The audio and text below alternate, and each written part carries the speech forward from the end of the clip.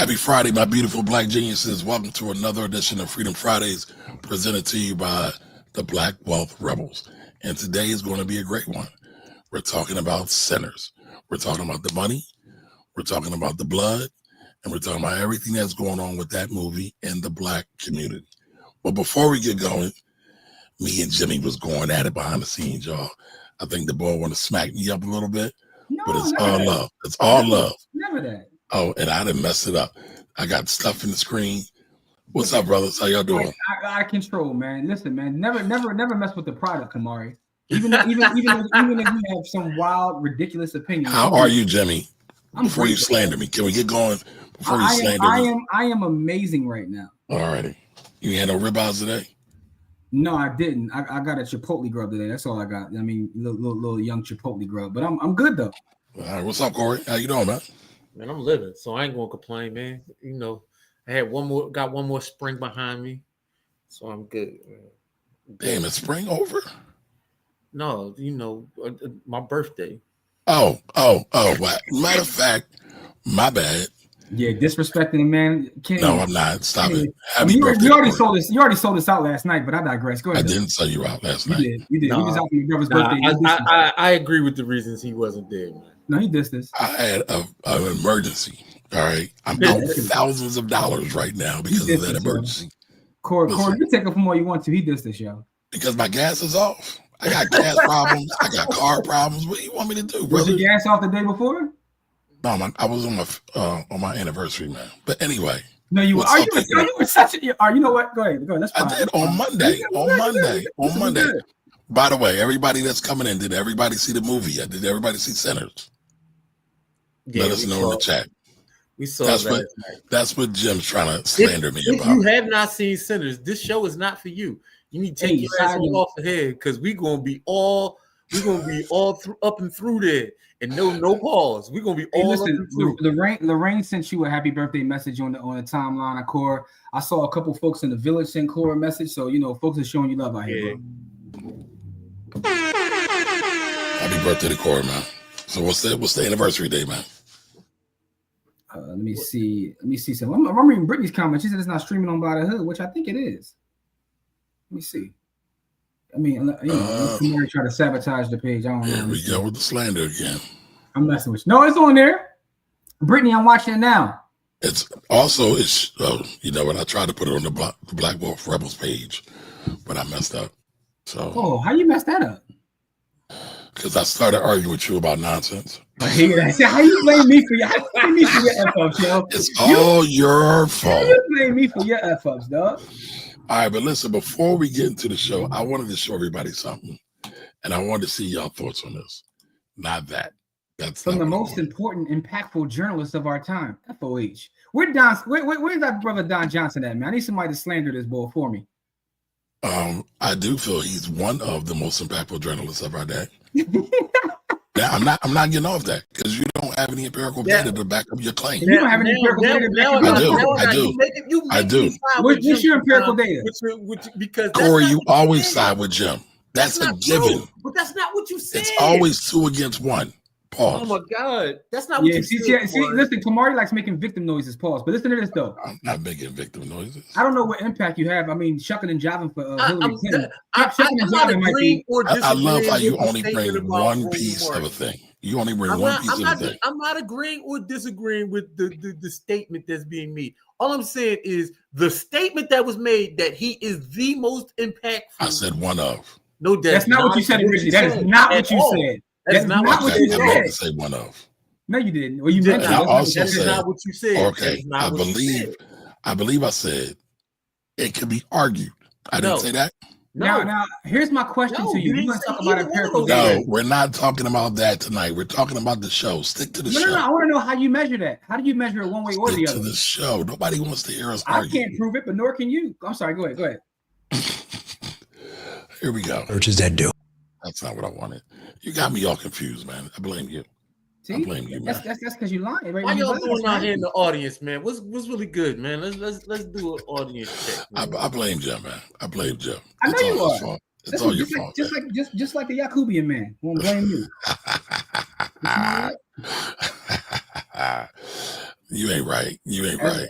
I'm Hey, keep them white bitches off. I mean, Terrence, you know I can't resist them white girls when they tickle me like that. I just can't get enough of them. Yeah, but now your big ass is in trouble, man. Just be lighter. You ain't got to beat the guts up all the time. Be light. Okay, Be light. so what if I just tap him on the shoulder like, hey, white woman, I would like to choke the shit out you while I fuck. Nah, Unc, there's black women that like it rough too, but they in your age bracket. Stop fucking around with them white girls. Well, the black women don't like me because my clothes too tight. But I figured if I stand like Medea when I'm fighting, then that's going to make them like me even more. What do you think about that? It's a good strategy, Unc, but I think you're still leaving yourself open for them white girls to get inside. You right, Terrence. Go and show me some more techniques. Yo, shout out to Avion Crockett, man. I think the boy's a genius, man. Yo. You got a problem with that statement, Jim? If I stand like Medea. It's looking wild out here. It's looking wild out here for Shannon, dog. And I heard some stuff today. I don't know how true it is because my source is Twitter. But there was some other people in the sports journalism world who were saying that behind the scenes is getting worse because now it's like other people lining up, which is why ESPN kind of like told him to go chill for a minute. Oh, they did? I didn't see that. Oh, yeah. And he's like allegedly negotiating a buyout of his contract because he need to get some money up because it's other 19 and 20-year-olds that he, allegedly. I don't know if any of this is true, man. But all I know is when you put yourself in position for this to happen. But I thought that Shay money when he did that interview with Cat Williams got him a whole bunch of money. What good is it? Like to Corey always give it all away? But Corey always says, "Listen, you don't have nothing if you don't have the ability to protect it. But it ain't yours." That's why he should have put it in the EI. He should have put it in the universal life. I'm joking. I'm joking. But my thing is, he did a bad job of protecting it with his actions, right? My man out here dipping his pole and everything moving, and then like I got a real, I don't even want to call it radical. I have a thought, right, that I want to express, but I'm trying to figure out the proper way to express it because I'm not trying to be disrespectful. Nor am I trying to be judgmental, but it's going to come off as both disrespectful and judgmental. So that's why I'll preface this, but I'm going to say it anyway. So when I look at and I said this last show, it's almost like and no shade to him or all shade, I don't care one way or another. It's like he's almost trying to be a social media influencer. But when I see dudes, right, who are, relatively successful and they're middle-aged that way and they're not married, I kind of look at them sideways, right?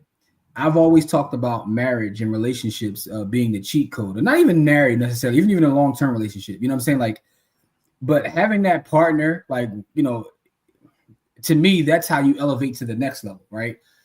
And again, the data backs this up. When you look at the most successful people, right? If you want to look at it from a net worth standpoint, from an income standpoint, from a position standpoint, in terms of where they rank hierarchy in their various industries, most of them are married, right?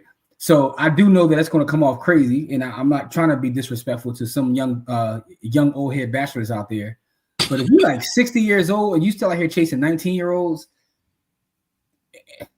And this ain't really about him personally. It's about other people doing the same thing. I kind of look at him sideways, bro. Something's wrong. And that's just me. That's just my opinion. Okay. The data I'm going to use to back it up is when you look at this, what's quote unquote by society standards, but even outside of society standards, most people I know that are successful in any space. I don't care if you're an educator. I don't care if you do anything, work for the sanitation department, right? People that at that next level, they always got that person, So that's just me. I mean, maybe y'all feel differently. But what do you think, Cor? I think the numbers back what Jim is saying, but also the numbers also back up that it's a lot of scamming going on both sides. So I'm not saying, I'm not saying that Jim is wrong because all the numbers back up what he's saying. But I don't think marriage is for everybody, man. That's why I changed it and said a long-term relationship. But because I know people that aren't married, right? And I know they may not even live in the same household, but they got their person, and everybody knows who their person is.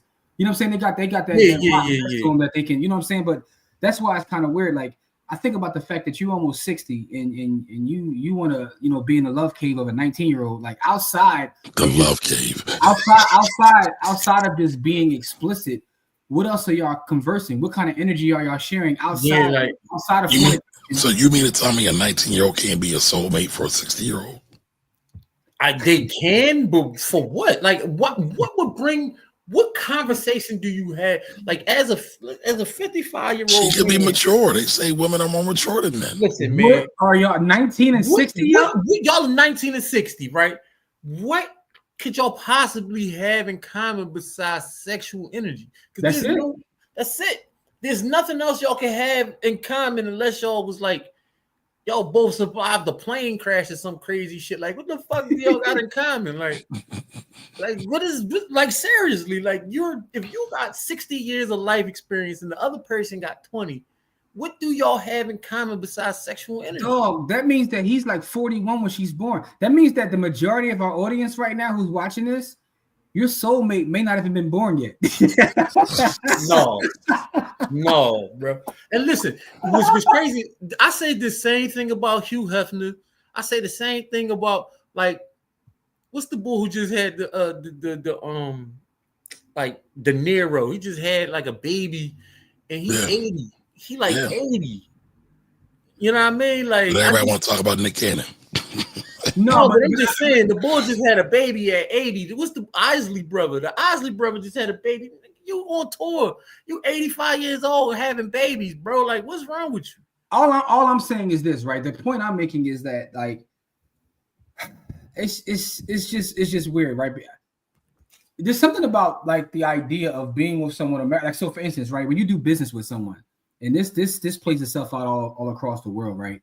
If someone has a family, right, it's why people walk around and say, I'm a family man, because that has a certain level of value. Because in all sorts of situations, whether we're talking about politics or business, what you feel like that person has something to lose, right? If you out here acting like a bastard and running around trying to be an influencer, you damn near 60, it's this kind of wild. Like, you're putting yourself in spaces and sharing energy with people who are like a third of your age. That, to me, it just says something else about whatever is missing there. And I'm not a psychologist, you know what I'm saying? So I'm just giving my perspective. It's just sad, man. But today's show will not be sad, man, because I'm excited to get into the topic of today's show. We're gonna get to it. I got one more thing I want to show. Okay, you got more things from the niggaverse, but go ahead, let's go. It is, but but I want to know, what do y'all think about this? Can someone be someone's soulmate? 19 to 60? I mean, I agree with Jim. I don't think it is, but I do see a lot of people co-signing this behavior, which I don't get, but it is what it is at this point. I'm not talking about this in general. A lot of times people co-sign crazy behavior, right? Is because they're like, yo, if I get caught, I want somebody to co-sign my nonsense, right? So I'm gonna co-sign this nonsense. That's what that's about. Or they really do want to be that person. Like, we got a lot of celebrity worship, and it's kind of weird to me, but it is what it is. That's American. It's not just American, right? But I've been in different countries, multiple continents, and our celebrity worship is different than everywhere else. Correct. Because everybody does some form of popularity contest. Some form, but it's not like here though. Here is different. Right. But all right, I wanted to show this, and I wanted to get your opinion, and we're going to get to the Sinners Talk real quick. I know a black church that does 100 million. I'll start there. Right. But it's a whole bunch of white churches that do. Yeah. Yeah. So I think I think this is powerful because how much money do you think Charles Stanley made? Definitely a lot. The whole Stanley family, they undeniably they're good. Yeah. So, but I think like let's not run by that. No, I'm serious. Think on record, important. Charles Stanley was an amazing teacher. Yeah. Amazing man of God, amazing leader. And there's no discussion about how much money he makes, where he lives, what the estate is worth, or that the Stanleys were the largest distributors of Amway in the country, and they did it under the ministry. So nobody talks about the Stanley headquarters that is more than 2 blocks off the highway. Come on now. Yeah. But how many stories about what Jakes drive? Yep. Where Jakes live. Come on now. The inequity, we're going back to it. I know you're trying to run from this racism thing, but the inequity of the racism in America sees itself over and over and over again. I have absolutely no idea. I'm not in any way thrown off. I had no idea how much money Jensen Franklin makes. It's not on my mind. And I'm not saying he's done anything illegal or immoral. I'm saying to you, it's not a conversation. I'm saying to you, it is always a conversation in blackface. All right, so is there a double standard? I see Corey's got the double hands up. He's ready to push back. Corey, so come on, Corey. Come on, Corey. Every time you give Corey a platform to slander a church, you get ready to let go. Come on, Corey. What we got, baby? Man, he full of shit. Yo, and let me tell you why. Because them white people ain't getting their money from fucking black people. Them black people is giving their money to black people. So I don't give a fuck what them white people is doing over there, because all that money is coming from their white congregations. You know what I mean? You taking money out of the hands of black folks. And yeah, you damn right I'm pocket watching, because you're supposed to be, you know what I mean? Like, churches are supposed to be community based. And so if one man is standing above the community, then that's bullshit. That's bullshit. What he said has no bearing to you. All right, let me say a couple things, right? So I disagree with Corey just a little bit, right? Just a little bit, because I do think that, so two things can be true. I think what Corey's saying is true, but I still think it is a double standard, right? I think it's a double standard in every space that we operate. We get looked at differently than others, right? Correct. I don't care if we're talking about the church. We could be talking about taxes. We could be talking about real estate. Yeah. I thought that was a given. So I didn't even consider it, because I thought it was a given. Listen, even when it comes to our criminals, even our criminal element gets treated and looked at different than their criminal. Their criminal element gets kind of like romanticized and organized. They make movies of it. They make movies. So it's like, so at every standpoint there is a double standard, but that doesn't mean what Corey says is wrong either, though, because I think we spend way too much time, and when I say we, I mean us as a culture and community, thinking about what they do, right? I don't care what they do. I don't care what that pastor has either, because I don't think about them. I'm thinking about, how do I push us forward? How do I help us have more resources? So I can't think about what they're doing, because I already know the double standard exists. Like Corey said, that's a given, right? So that's always going to be a given, but that doesn't mean that you should be able to pillage and plunder, because you didn't say that, we're right. You said that if I'm wrong, he's wrong too. You know what I'm saying? But it's like, what are we doing here? But the thing about it is, listen, shout out to Pastor Jamal Bryant. Listen, I'm not saying. Let me say one thing more. He often says things and exaggerates points and says just incorrect things to go viral on the internet. And I still have no shade for him, because I think that he means well. But he was just shady right there. Go ahead. No, I think he means well, but we gotta like, have our stuff rooted in truth. So I think two things can be true at the same time. And Camari, you didn't get the way in. Listen, man. So. And I'm gonna say this with all the due respect I can possibly muster, because my dad's a pastor, and I know a pastor that comes on this show every week that's about the people. The great vast majority of pastors are full of shit, and because they in it for selfish reasons. Like I'm gonna keep it a thigh while they in it for selfish reasons, right? And because we all know how the grift go. They go from whatever they was grifting at, then they get caught, and then they find God, and then they become pastors. And it's the wave, it's the move, because then they get the stink off their name by becoming pastors and getting into the church, and then they God. Then they move the grift from one thing to the other, man. Like, so, like, and you can tell me that I'm bull. You can say that I'm slandering religion, because I am, because I don't give a damn about nobody's religion. And this is not. I really don't care. Like, you can. I got you. I'm just saying. So I know a handful of great pastors. What I'm saying to you is that I don't like the grift when it comes to my people. I don't really care how those. Like, I never cared about what's the boy who started Oral Roberts, the boy who started Oral Roberts University, or the other boy, all of the white preachers that used to come on at 2:00 in the morning, Peter Popoff and all the rest of them boys. I never cared about none of them. All right, Corey, so let me let Camari get his bars. I want to see jump on. So I agree with both of y'all too.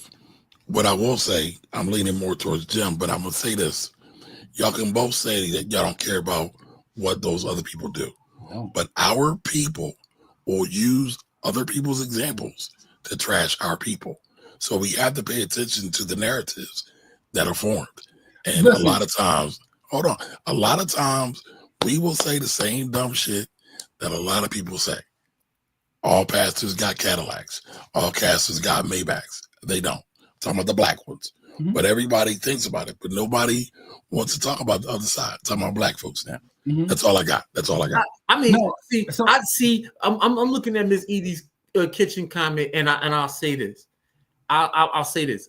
I said I don't care. I didn't say we don't care. We as a people care too much about bullshit, right? Like we as a people care too much, right? Because the thing about a lot of things, especially religion, and religion is a personal thing, right? And so when I say I don't really care about nobody's religion, I'm really talking about religions of the world in general, right? Because religion is supposed to be your relationship with yourself and your God. And then, so that to me is none of my business. But when you use that platform to grift, it grinds my gears, because that is the way that's the way it was set up for our people. And I'm not going to leave it there. But it's systemic and it's systematic, and I don't like the way that's set up for our community. So when I spoke about not caring about what a lot of them do, I don't care about what they do, because I understand Camari's point about how things we point at them and look at what they do to kind of model our behaviors a lot of times. But I think we also do it in terms of justifying things. Modify, So sometimes, so we have to come to grips with, like, you know, we have to move a certain way. We have to be on code and move a certain way, and we can't think because again, you talk about like things being equitable and fair, but here's the reality: things aren't equitable and fair in terms of our treatment on this continent. So once we understand that, we can stop. Like, in the words of Bill Russell, man, Bill Russell says that you know when you do right and you know when you do wrong. And what a lot of times, like, not saying that's what he's doing, but I've seen pastors do this. They don't say that what I'm doing is right. They say, well, he's doing it wrong. So if you want to come at me, come at him too. It's like, I'm not thinking about how I'm talking to you, right? Because you think that things are equitable on this continent, and things aren't equitable on this continent. And also, to Corey's earlier point, you're not taking from the people that I care about. Like, those folks aren't taking from the people I care about. They're taking from their own. So, you know, it is what it is, man. Listen, I just want people to do good work. I do know pastors doing great work. I know pastors in Philadelphia who are doing great work, who are feeding the homeless. Amazing work. Who are, you know, stopping violence. So listen, one of my heroes, Leon Sullivan, was a pastor, right? So there are pastors that have put in work historically and currently. So I would never demonize all of them. But what I will say is, like, they're also a contingent of that space that also want to be social media influencers. So, and they behave that way. Social media has impacted the whole world, infecting the whole world. It impacts the church, it impacts the music, it impacts the underworld and everything. All right, so Ms. Edie says she's not here for all this. She's here for the center discussion. Let's get to it. So let's get to it. I want to start with this, y'all. Okay, look, Camari got all the clips. Clips loaded up. For the summertime has come. Bring me a YouTube video, dog. And the trees are sweetly blooming. The wild mountain thyme grows around the river. Monetized? Will you go, lassie, go?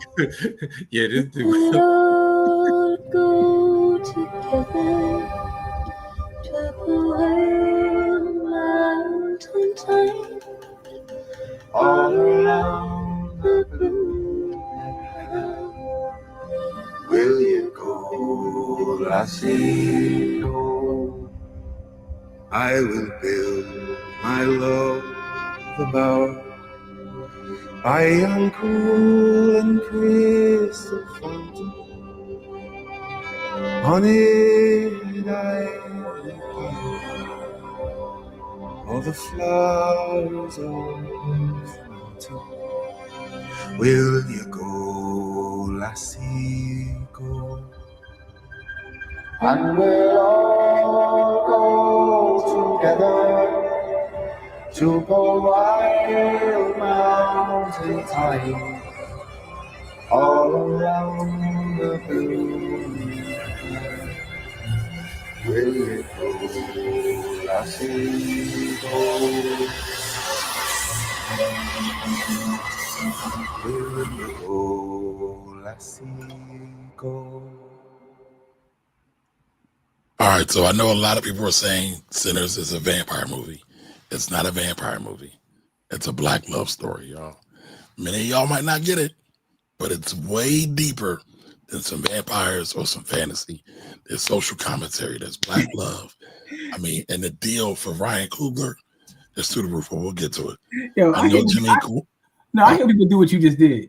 Y'all ain't gonna get this. Like, you don't know what nobody gonna get. Now, I hate when people do that. But anyway, listen. Did you get it? That drives me crazy too. But I'm my business. Can we salute our folks before we get deep into the discussion? Can we salute our folks though? Let's just salute everybody. I want to salute everybody that, you know, because I know Erica's here. You know what I'm saying? Miss Edie is here. And ho, Lance, what's good? Hey. Lance got low for a long time. Happy Friday, Lance. What's going on? I gotta give you a call just to check in on you and see how the baby and everything is doing. See, I did that already, Jim. Yeah, now for that you just want me to feel worse. Now you make me feel worse. Yeah, you should feel worse. Shelby, what's good? Listen. Salute to Shelby. Me, Shelby, and Dina was cooking this week in the chat. A couple of days ago, I think it was yesterday. We was whooping on the markets. So shout out to Shelby. You know what I mean? And Dina was in there trading with me. Can't stay since y'all talking about that movie and don't want to ruin it for me. I respect that. Cedric, what's up, Cedric? Well, we told you there's going to be some spoilers. We told y'all that up front. Cedric. Jamil, what's really good? What up, bro? Yeah, like we see. Listen, he's saying happy born day to you, Corey. Appreciate that. Thank you. You know what I'm saying? And I know I talked about this earlier, so it is on the YouTube page.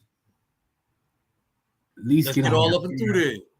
Yeah. Chad, Dr. Chaz is in the building. What's good? Hey, he's ready for the chat. I respect that. It wasn't first. Thank you. All right. Salute, Aunt. What's good? She was pausing Camari. I don't know if she was. I'm just. No, I said pause, so she was saying pause. I'm just being smart, though. You know, listen. That's how you do. I know how you do, man. But I'm a great friend, though, right? Because you know, great friend. It depends on the day. So Jamil says, "Is Sinners sort of a somewhat black version of From Dusk Till Dawn?" No, it's a black love story. Nah, it's way deeper than that. I mean, you know, it's Kamari says y'all wouldn't understand, but I'm joking. All right, happy Friday, Cookie. What's good? Ray Gun says blessings to the chat. Ray Gun, salute to Ray Gun. Ray Gun always supports, appreciate the brother. Callan Calher got a huge chunk of Shannon's YouTube money. He's paid, but not that paid. That's what you're saying. LaJoy is in the building. Cole is here. What's up, LaJoy? Hey, what's going on? All right, what else we got? Whoa. All right, it just jumped on me, but there we go. Here we go.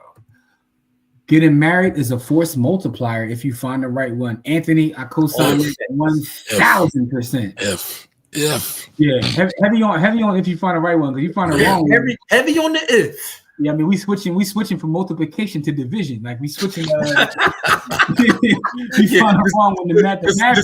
The sign changes from multiplication to division.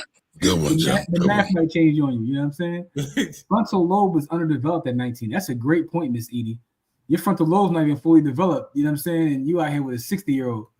I mean, but we could also question did the frontal lobe ever develop in a 60-year-old either? Can it be stifled?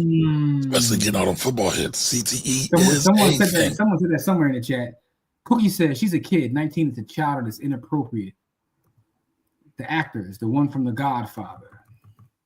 Yeah, Al Pacino. Al Pacino. Oh, well, both were in The Godfather. Both of them also had kids. But I think they both, yeah. they both out there. That's them legacy money shots, pause. So this is what Ray Gun says. Sharp has had 2 hip surgeries, multiple other injuries, might have CTE, and to give up millions to a 20-year-old for a fun time. Discipline is key. That last part is absolutely true. Discipline is key. All that whole statement is facts, but that last part make the whole rest of the statement amplified. We've seen the effects of CTE. Yeah. There ain't no discipline with CTE, bro. Not at all. Yeah. Not at all. And I'm not saying he is. I'm not trying to make no excuses for him. I'm just saying. Yeah. Also, he was talking about the other one about the pastors, the N-word. I didn't know that about the N-word distributors either. Right. So they use the pulpit to enrich themselves. To move that product. Hey, listen, that sounds like a pretty ingenious way to move an MLM. I mean, to some will say church is an MLM, but I digress. Just saying.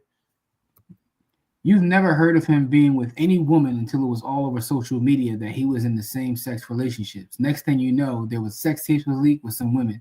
He's trying to prove something.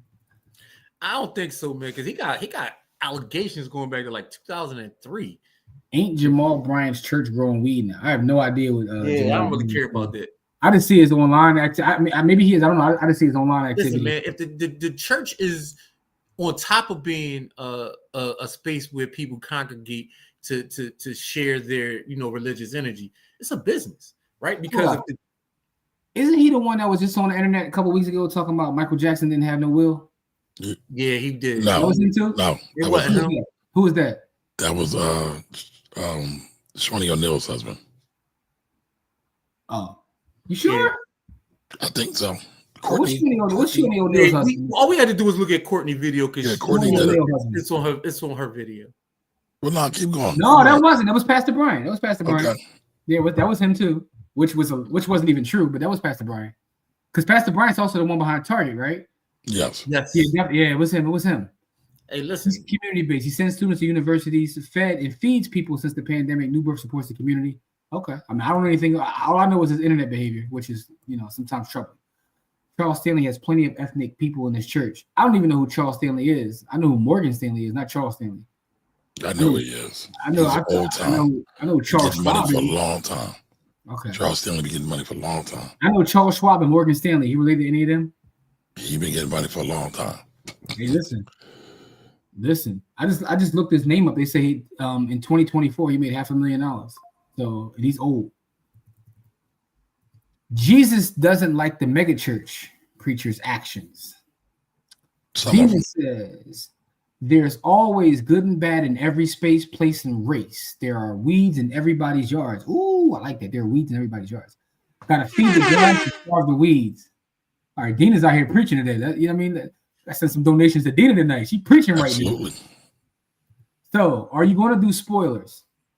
I'm not even going to lie to you, Ray Gun. I'm not even going to lie to you, bro. Absolutely, sir. It's all love and respect. We probably going to spoil some ish. I ain't even going to hold you. I'm not even going to hold you. Yeah. Because I'm too excited to talk about this movie. Some of the mega church creatures probably, Lorraine let you know. Yeah. Yes. You haven't seen it. Yeah. I'm just being honest with you, right? Yeah. Gotta be honest with you. No, you know what I mean?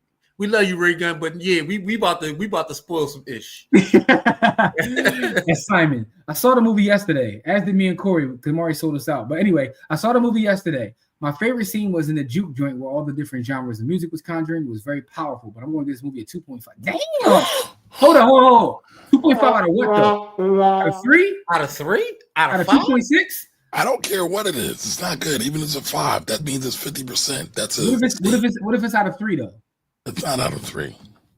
Stop playing. All right. You know it's not out of 3. Good evening. Good writing. Set the setting. What up, Lewis? It was very vampire-y, by the way.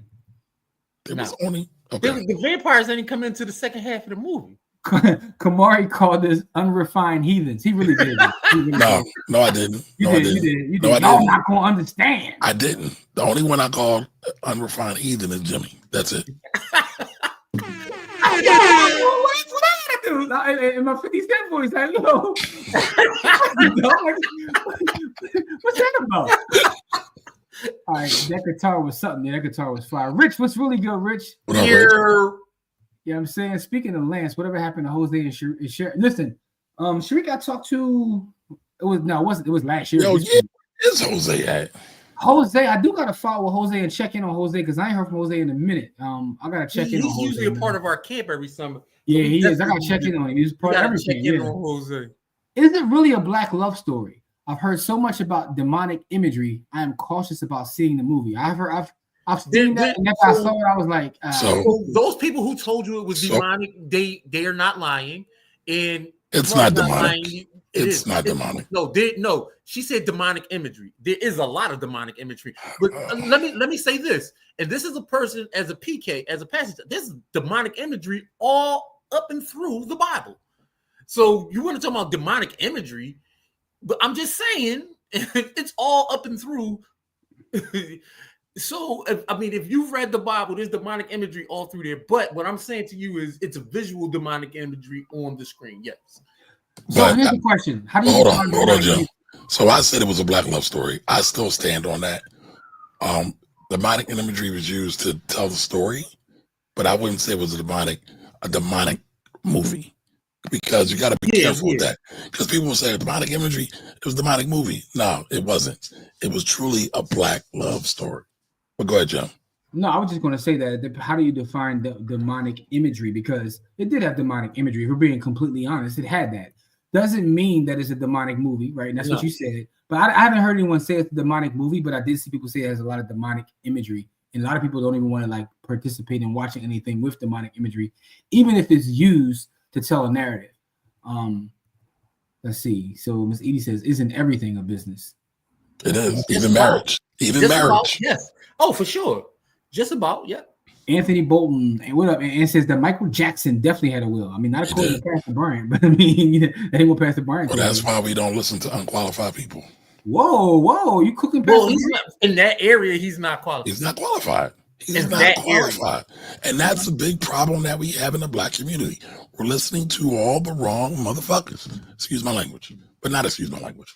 So Lance says, the last time I spoke with Jose, he was good. I speak with Sharika often. She's great. She keeps a very low profile these days. Yeah. That's how I got to do it. Stay low, keep firing. Ray Gun said, "Yeah, Ray Gun, it's all love, bro.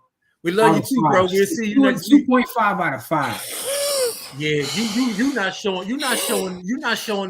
showing Ryan Coogler enough love. No, listen, I don't get mad at anybody's rating. Jordan, Delroy Lindo, all listen, to me, that's fine. Listen, Simon, listen, that's your opinion. We still got love for you, though. Yeah, because to me, all art is subjective. But that, we can love you and hate your opinion. Yeah, all art is subjective. You know what I'm saying? Like I can love you and still hate your opinion. Yeah, like Camari thinks that Roland Martin is a genius and loves him, and I don't have that opinion, but it doesn't mean that I discount Camari. We still love. So listen, we're going to do a show. Camari has we're going to do a show on this. We're going to do a show on this, but let's stick to the point. Okay, my wife's grandma is from Alabama, born in 1932. And watching the movie brought memories of the stories she would tell us about the Deep South. It all made sense. Listen, my dad is from Alabama and still lives there. And those stories live. And listen, and my dad is the youngest of 11. And so my dad's 70. And so he's the youngest of 11. So you can imagine all my aunts and my uncles and my, like, when my grandparents on my dad's side died when I was a very young child, because again, like I said, my dad was the youngest of 11. So my grandparents on his side were very, very old.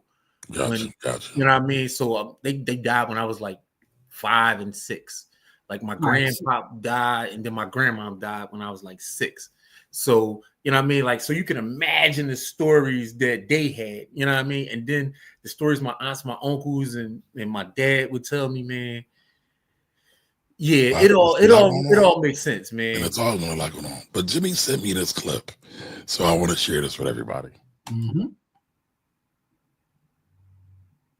The scene of this movie, the music scene where Preacher Boy's music tears the veil. I'm getting chills thinking about it. Where it tears the veil and music is pulled from the past to the present, from the future to the present, connected back to Africa. When I tell you, I could have stood up and incinerated. It was one of the most beautiful things I've ever seen in a film. As a Black person, I could have cried. As a Black American, I ain't gonna hold you. Maybe this is doing too much. As a Black American, we always get, y'all don't know y'all culture, even from other people across the diaspora. I don't want to start another war, but we always get, y'all don't know y'all history. Y'all don't know what tribe y'all come from. Y'all don't know who, y'all don't know nothing. You don't know if you're Nigerian, whatever, from Ghana. We get that a lot. And the music connecting back to our roots. I said, yo, I could have cried because even though we were stolen and placed on stolen land, we found community. And even without being able to go back to where we're originally from, our music, our culture, our bodies, our history, we still find ways to connect to our natural ancestral homeland. And that scene conveyed that in a way that I have never seen in film. I feel like for Black people and for African people, this ain't just for us, but as a Black American, it hit a little different. I had never felt so seen in a scene, no pun intended. It was so beautifully shot. I ain't gonna hold you. This is no hyperbole. I feel like God himself gave Ryan Coogler the vision for that scene. That scene is his scene.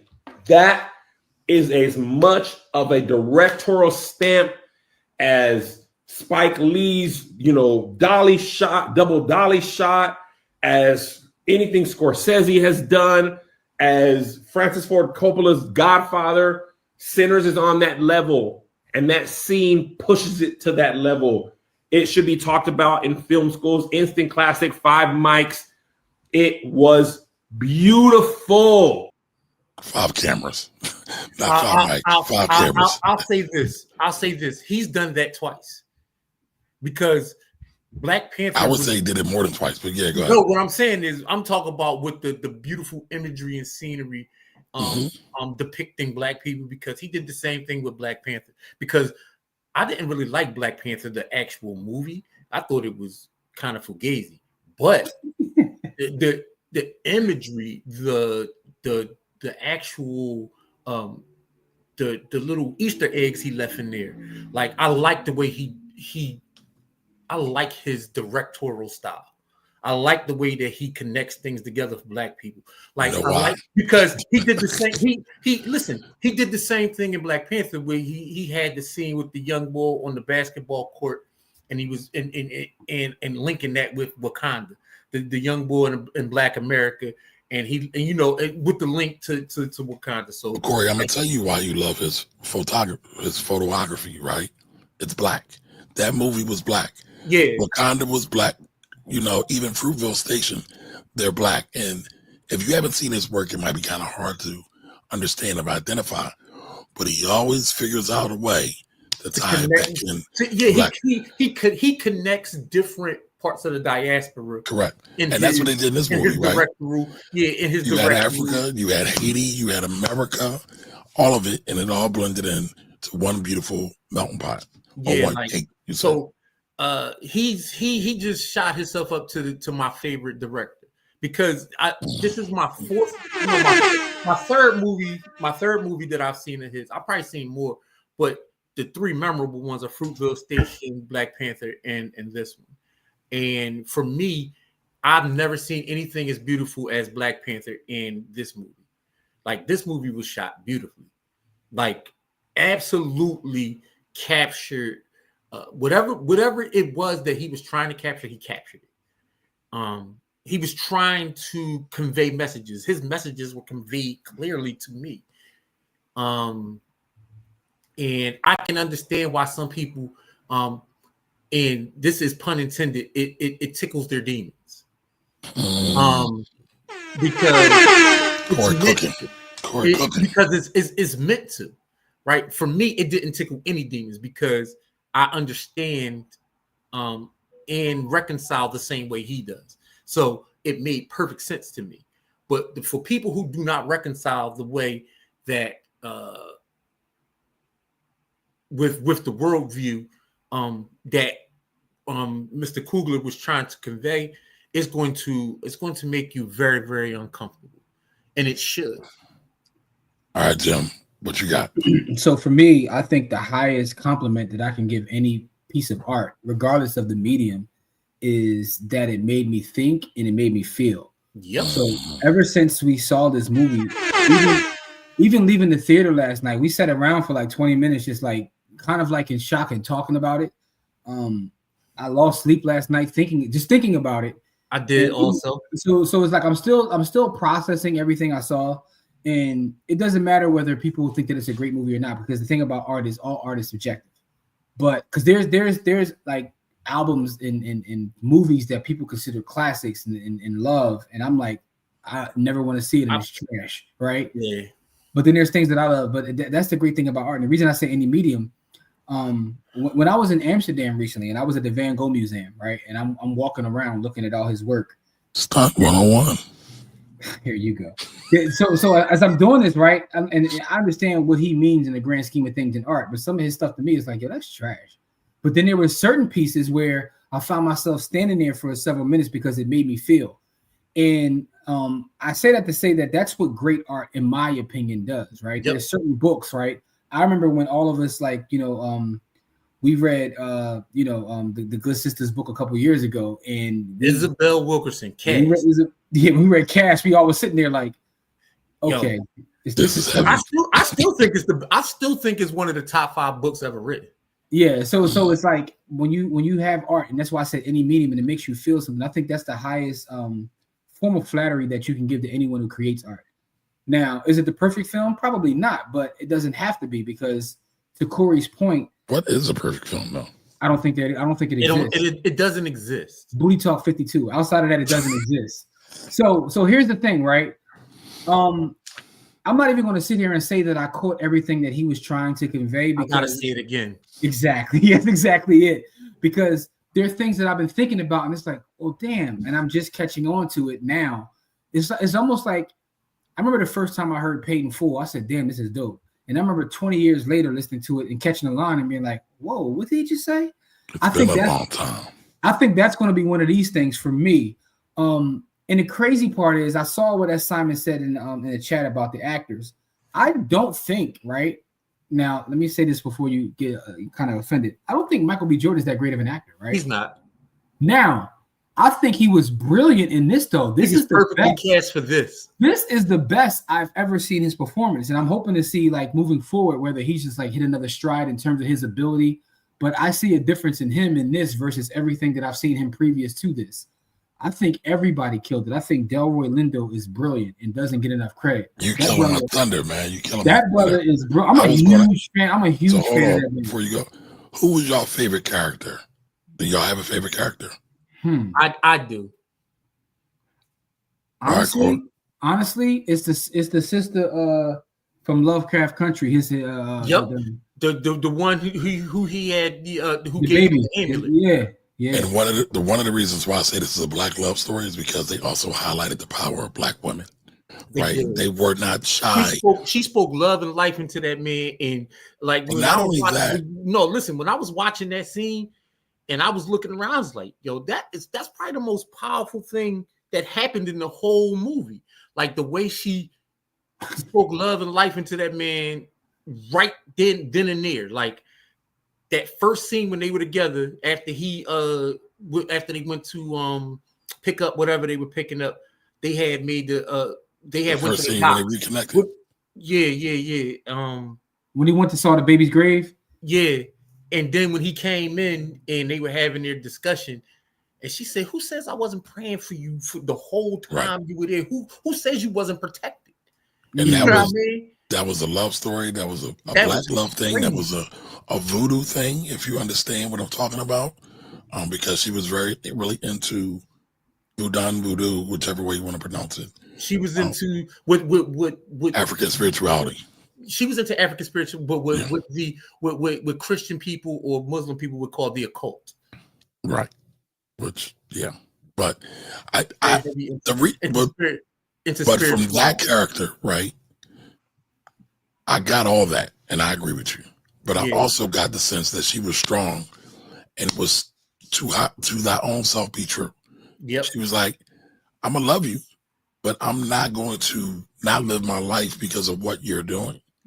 And I think that's a message a lot of people, sisters included, could really learn from, men too, really learn from and really get benefit from. I thought her character was beautiful, but I don't know if I can. Delroy was probably my favorite. If I had to, I knew that's where you were going with that, and initially I thought about it, but again, this is me sitting up in the middle of the night thinking about this damn movie. I think she was my favorite character. Initially, I was going to say Delroy, but I think she's easily my favorite character. I'm gonna be honest. I don't like the Delroy Lindo character. Okay.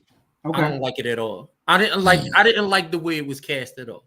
But I understand it was necessary, but I don't like the way it was cast. So to me, I look at it a little different, right? And this is why I said this is also only one of the movies where my opinion is probably going to change a gazillion times as I process more and more of what's going on. But the idea of the movie being called Sinners, right? And what I saw unique about Delroy Lindo is when you meet him, he's out here talking about like he's a full sinner, but he embraces the fact that he's a sinner. He's not. Oh, for sure. He's not hiding it. This is who I am. You know what I'm saying? Give me my beers and let's get it moving. Like, so to me. So the characters, I think the characters were representations of the 7 deadly sins, which is why the movie is called Sinners. And what's the 7 deadly sins, Corey? Dylan. Go ahead. I'm sorry. I'm gluttony, guilt. Gluttony, lust, murder.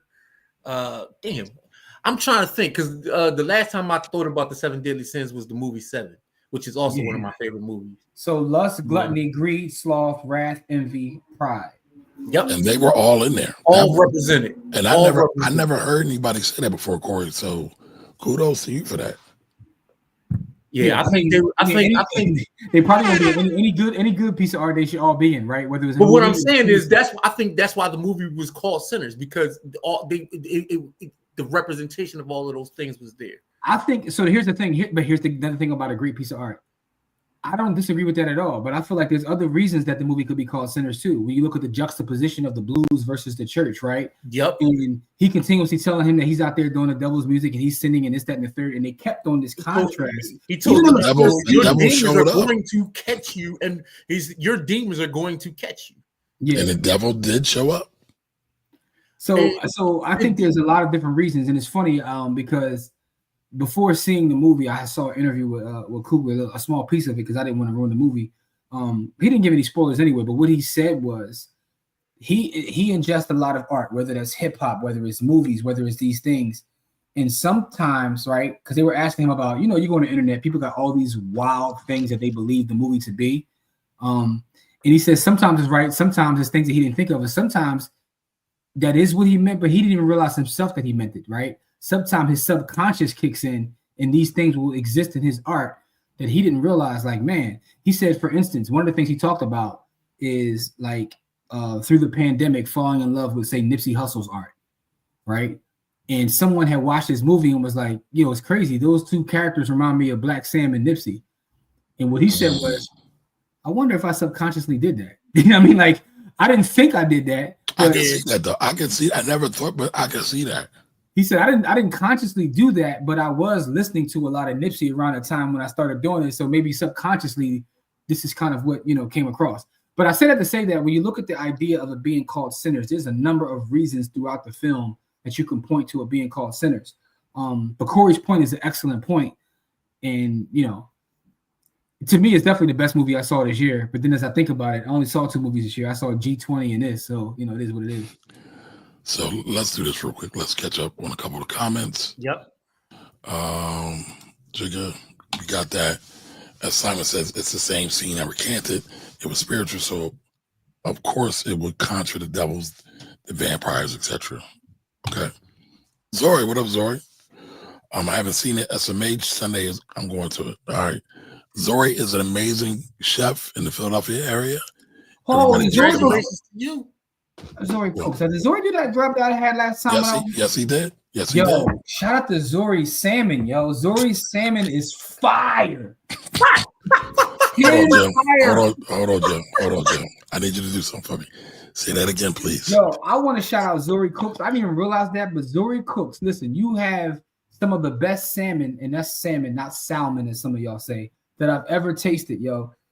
Your salmon is proof of a higher power, so I just want to make sure I give you a shout out because I now believe in a higher power because I tasted the salmon that you prepared. So, your art is food, so continuously create your art, beloved. Yes, he is. And Zori always supports. He always comes through. All right, Don's in the building. So, Don. I know Don saw the movie. Don was giving it five cameras early on. So shout out to Don. Listen, man. He definitely did. I still believe that Delroy Lindo was LeBron James' dad. And he told him at a young age that he doesn't want him to have the pressure of living up to the Lindo name. He became LeBron James. They gangs in the building. Gang. Before this, Michael B. Jordan was in low-skill roles outside of Black Panther. I don't know if Fruitvale Station I would call a low-skill It's role. not. But he didn't have a lot. And also before this, Creed, he did do Creed. Creed is trash. Yeah, but it did a lot in the box office. So that's part of the reason why Coogler is able to do what he wants to do and get these checks. And we're going to talk about that in a moment. Because the deal is phenomenal, y'all. The deal is phenomenal. That lady was practicing witchcraft, but Black people think it's evil. Roger, she was the best character. Yeah, for sure. But was it really witchcraft? And I mean, listen. See, witchcraft gets a negative connotation and moniker. Correct. And witchcraft is craft, literally, like being good at conjuring. That's what witchcraft is. But are they really witches though? So a lot of times they're not necessarily witches. I mean, they're doctors. But I'm just saying it gets labeled as witchcraft, and because of our puritanical upbringing, witchcraft gets a negative moniker because that's what the Puritans labeled people who they wanted to kill. Thank you, Anthony. Yeah. Would have liked for the native scene to be a bit larger, and the story was slow AF. I didn't like that at all. I'm sorry, guys. It was just some character development issues for me. So for me, the native scene is one of the best scenes, and I'm glad that it wasn't longer because they basically was like, "Yo." I was thinking about like, listen. I was thinking about this last night. The boy is with y'all. He said, "I pray for y'all," and then my man was like, and then his homie was like, "Yo, we gotta rock before they, you know." He was like, "I'm gonna try to help you." Crazy part is they saw the white robe. And they was like, look, but we still gonna try to help you, right? So here's the thing. This is what's going on. Oh, you cool? All right. I ain't gonna sit here and beg you. I'm out. I think and I think there's a lesson. The natives trying to protect the land. The natives trying to protect the land was a powerful, powerful message done in a 45-second clip. Yeah, that's the thing. That was one of the more impactful scenes to me personally, and it was like less than a minute because I told my wife last night, I said, I'm moving like the natives for the rest of my life. I ain't arguing with folks. But I also give what it is, and then I'm moving. I'm out. But I also give it a Simon saying because they could have gave another 30 seconds to or a minute to the natives. No, not necessarily that. I think he did it perfectly. Wait a minute, hear me out. Not necessarily that scene, but what they have been dealing with overall, and it could have still brought a little bit more layers to the overall story. So I get what you're saying. Story, right? So for me, all right, again, this is not what you're saying is how you feel. What I'm saying is the fact that it was that short and the fact that it was that impactful, like the fact that it was short is actually what adds value to the scene for me personally, right? Yeah, but I'm not talking about the scene. It gives it scarcity. I get what you're saying, but wait a minute. But I'm not talking about the scene, and I don't believe as Simon saying about the scene. I know you're We're not. talking about the role that natives have played in the South. I get that. I get exactly what you're saying, but what I'm saying is this isn't that story to me, right? This isn't that story. Listen, y'all go get your own story. This ain't that story. But the fact that little piece right there was impactful. I didn't need any more. Oh, it was definitely impactful. I don't need any more, any less from him. To me, it was done perfect. Yeah, it was done perfectly to me also. Get that, Jim? All right, I'm sorry. The land says it immediately put me in the mind of Robert Johnson, Devil at the Crossroads on Netflix. If y'all ain't seen it or familiar. Yeah, Robert Johnson. That's the blues. You talking about the Robert Johnson, the blues singer, right? Yep. Yeah. Let me see if I don't know if I saw the Devil in the Crossroads. I'm about to look at Delroy has been my guy since Clockers. Clockers is that's taking it back. Brooklyn. Oh, yes, he was. Wallace was great. Wallace had string. He was a terrible actor in that joint. What? No, I think he was perfect. No, he was terrible. Go back and watch it. The way he delivered his lines. What person outside of Stringer was a great actor in that show? Omar. Okay, I'll give you that. But outside of that, so next time I need somebody, Chris wasn't that great. All right, hoodoo, voodoo, conjure. I learned it. Hoodoo, voodoo conjure I learned in African American studies in undergrad. Yes. I'm glad you had an African American studies teacher to be able to give you those connotations and those, you know what I mean? Because a lot of people don't get that. So shout out to you, Miss Edie's Kitchen. Shout out to you. And it's not a bad thing, y'all. Go back and do the knowledge. Do the knowledge, as Jimmy likes to say. Yo, I never saw this documentary. I know who Robert Johnson is, and I've read his story several times, but I didn't know it was a full doc on Netflix. So shout out to Lance for that. I got something to watch later. Side note, it has something to do with this, but it doesn't. I saw a great documentary earlier. They have a documentary on Louis Armstrong on Apple TV. That's pretty good. I heard he wasn't as amenable as people like to make him be. Yeah. Shout out to Louis Armstrong. He worked with my great grandfather. He was in his band, so Anyway, but I digress. 101. No, that's not a stunt. That's love, man. That's black shit. It's still stunt. Jimmy. No, but listen though, it actually is related to this film because I was fortunate enough to have a relationship with my great grandfather.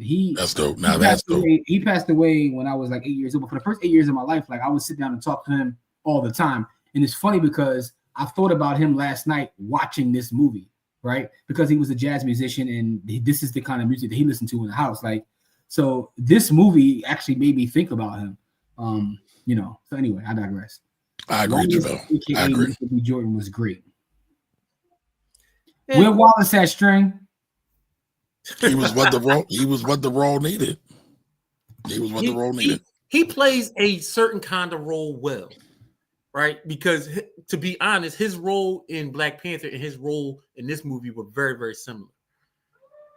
What I'm saying is this, though. When I say acting, I'm talking about actual acting. I'm not talking about whether he was needed or sometimes people deliver in roles and they still can't act.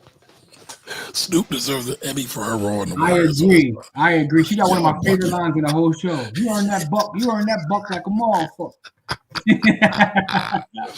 That's what LaJoya says it's not a bad thing. However, in my family, my mother's generation don't associate themselves with it. However, my great-grandmother and my generation does in my family, especially them being Louisiana Creole in the South. So Miss Edie says, thanks. How is it not bad? I had never seen it used for positivity. The stories are always poisoning a woman because she slept with a woman's husband or taking people's money with no wins. All right. Wait. Hold on. Let me get this. Right. Where are those stories coming from, Miss Edie? Yeah. Like you have to be mindful of who generates those stories, who benefits from those stories. Listen, anything African from the source was never bad. And if you remember, they still paint us as savages who are not Christian. We weren't educated. We were seen as animals and dogs.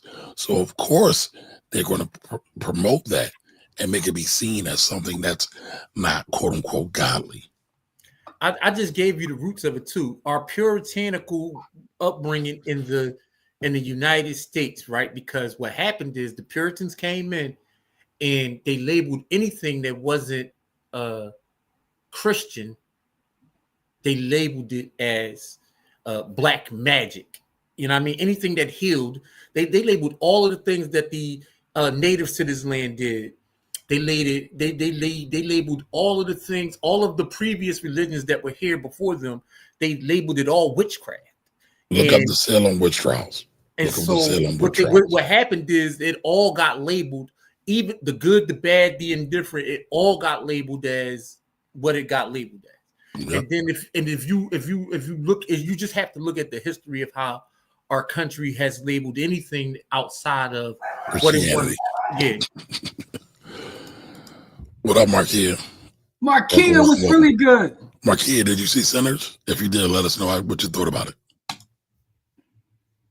Yeah, we have to be really careful as Black people to understand who's telling our stories, why they're telling our stories, who benefits from those stories, because a lot of the stories that come out, even by so-called Black people, are bullshit. Yeah, and also you got to be careful this in general because people's perspective is just like completely different. I've been in spaces where something will happen, right? And you hear two different people who were there tell the story, and it's like, y'all just described two different things, right? So I think about that, then I think about history, like how we get stories and things passed down to us, who controls it, who's telling the story, and what perspective is coming from.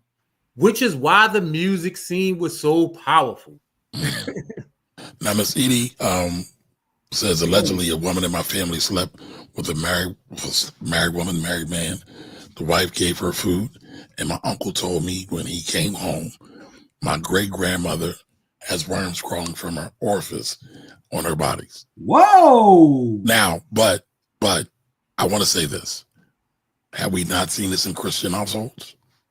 Yep. I'm just asking that same exact thing, because a lot of times they get the blicky though. Eating raw shellfish will give you worms coming out of your orifices. But that's, and I'm not here to put down your family. I'm just saying. Yeah, I'm leaving that alone. I don't want to know who you Anthony, my old girlfriend from high school said she took some hair off me in my sleep. I don't believe it, but for some reason I think about her every day.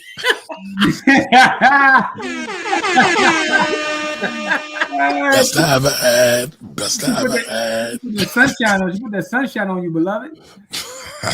That's all that is. That's all that is. I can't even say too much. I told my aunt, and she was angry because it's her mom. My great grandmother was a side chick. Oh, whoa. Listen, man. A lot of moms and grandmoms were side chicks. Let's not be coy about it. Like men had double and triple families sometimes. No, listen, I tell you, hold on. But this relates right back to the movie. Old girl, and she was fine, y'all. Old girl was like, I got a husband. He was like, yeah, so she did. What your husband got to do with me? She said, I'm married. He said, happily.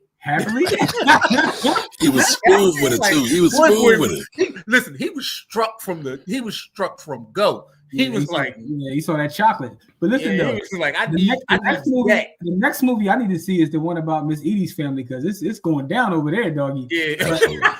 I want to say something about that real fast though, Kamar, before we get into Marquis' point. Okay, go ahead. Because Corey is right. I remember that my wife like opened up the Ancestry jar and started like putting the tree together, and we were at a cookout, right? And at the cookout, we were talking about some of the things that we found on Ancestry, and like, I had like aunts and great aunts start snapping, like, get off that website, because we start finding out things about the family that people were trying to like, what we call those secrets. Yeah, like, hold up. Great Nana was 14, and then you know what I mean, she was in some, how she get married at 14 to a 35-year-old? They got mad. Like, so in black families, I know I'm not the only one. There's a lot of secrets that are hidden. I got a story to tell you right now. Listen, they're hidden, and family don't want you to start pulling back them layers, doggy. So there was a story going around that my grandmother knew her grandmother.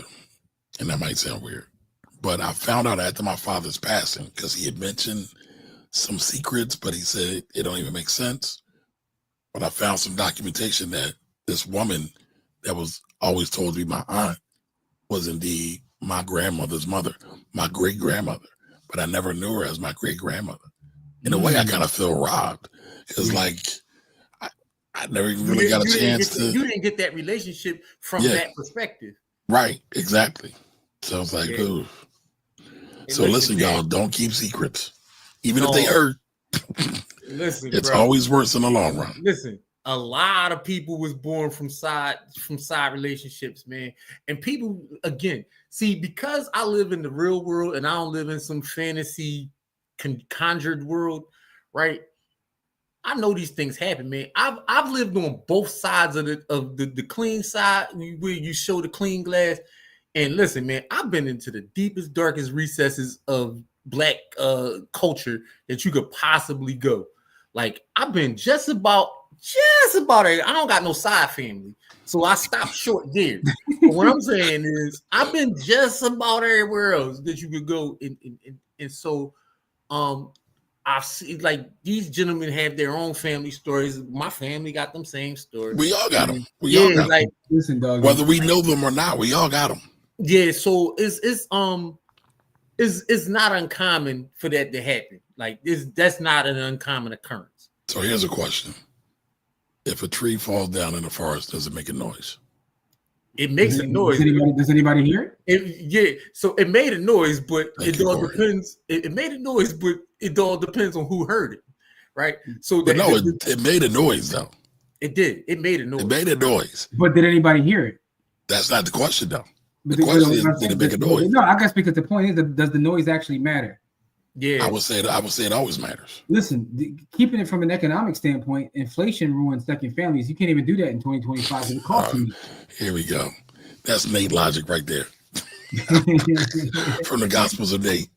All right, so let's get Marquis' comment up here. I got it, Joe. Go ahead. Okay, you got it. I love how they honored our history and stories. Delroy Lindo plus Michael B. Jordan gave an Oscar-worthy performances. Delroy Lindo should already have an Oscar, by the way. And I'll tell you this: the other performance that I think was Oscar-worthy was for supporting role was the young Josh Allenberg. The young man playing the guitar. That's his actual first role. Yep, he's an R&B singer. Yeah, he's a real singer. I'm gonna tell you like this, man. He did that role a great justice. He just learned how to play the guitar. I was looking at a thing about him, and they said that he used to open up for her. Like, he's a singer, but he wasn't a popular singer, but he would travel the road and open up for her, and her actually talked him into trying out for this role. So she changed his life because I don't think she did more than just talk him into it. I don't think he'll be needing employer. I think he's gonna this is she spoke life into that man. This is what I'm saying. She actually made the call. She made the call though. She made the call and got him the audition. I'll tell you this, man. There's nothing more powerful than a black woman speaking black love into anything and anybody. That right there is a listen. I'll tell you like this, right? You want to talk about witchcraft and incantations? A black woman speaking power into anything is an incantation of love. No, you're right. I mean, that is an incantation. That's my life. Wait a minute, hold on. That's literally my life you just described right there. Corey, I need you to say that again, sir. Listen, please. A black woman speaking power into anything is an incantation. That's for the people in the back. That is right there. That is a conjuring. That is an incantation. That is a magical spell that will put a battery in your back to do whatever it is that you have to do. A black woman speaking love into you. Listen, and it doesn't matter your race, creed, color, or religion. Because I could tell you like this, man. I've seen a black woman on the street speak to a white dude, tell him hi, and say, "You look good today, honey." And I see my man posture change. You know what I mean? He tightened up and walked right. No, listen, bro, you were not lying. I mean, that's literally the story of my life. It will change your life. Listen, I'll tell you this story. We were at what event would we be at where Rachel's mother? We were at Rachel's event. Shout out to Rachel's mom, man. We were at an event. And we were there to support Rachel. She had asked us to come out for the kids. Yeah, it was her kids. Hold on. Tell people Rachel's name.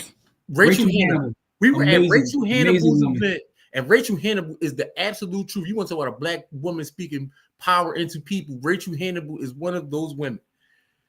And we were at her event, and her mother pulled myself and Jim to the side and spoke life into us for about 5 minutes. And I can tell you, I never floated that high.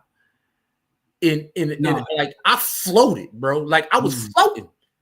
It's funny, right? Because I was telling her, I was like, her mom spoke to us for a while, pulled us to the side, talked to us, told us how she was proud of us, and she just spoke life into us.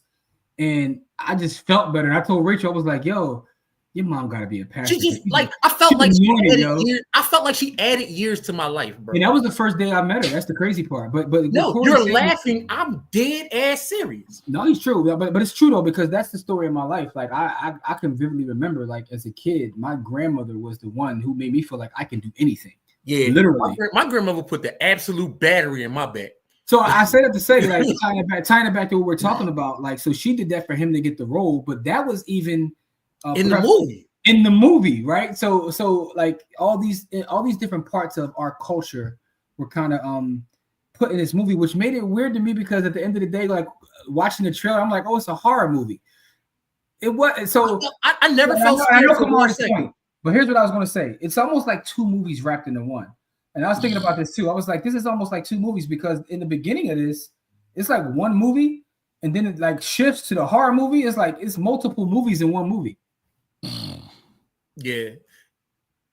Yeah, look up the selling with straws.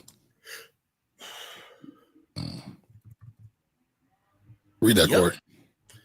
My wife says, we're the ones that brought Europe out of the Dark Ages. We ruled Spain and the surrounding areas for over 700 years. Also, voodoo has been the base religion in Latin and Central America, mixed with forms of Catholicism and other native practices, and etc. as well. That's a fact. All those are facts. That's a fact. You said nobody admits this. Yeah, I think listen, man, I'm of the opinion that it's funny. I was telling my barber this. I was like, yo, everybody walking this planet needs therapy, yo. And I agree. I include myself. We all do, but it's like because we have a problem of accepting reality sometimes, and I think that's part of why nobody admits to those stories, because for some people they're painful, and the only reason they're painful is because we worry too much about perception, not knowing that everybody else got some issue in their family or what's going on in their life too.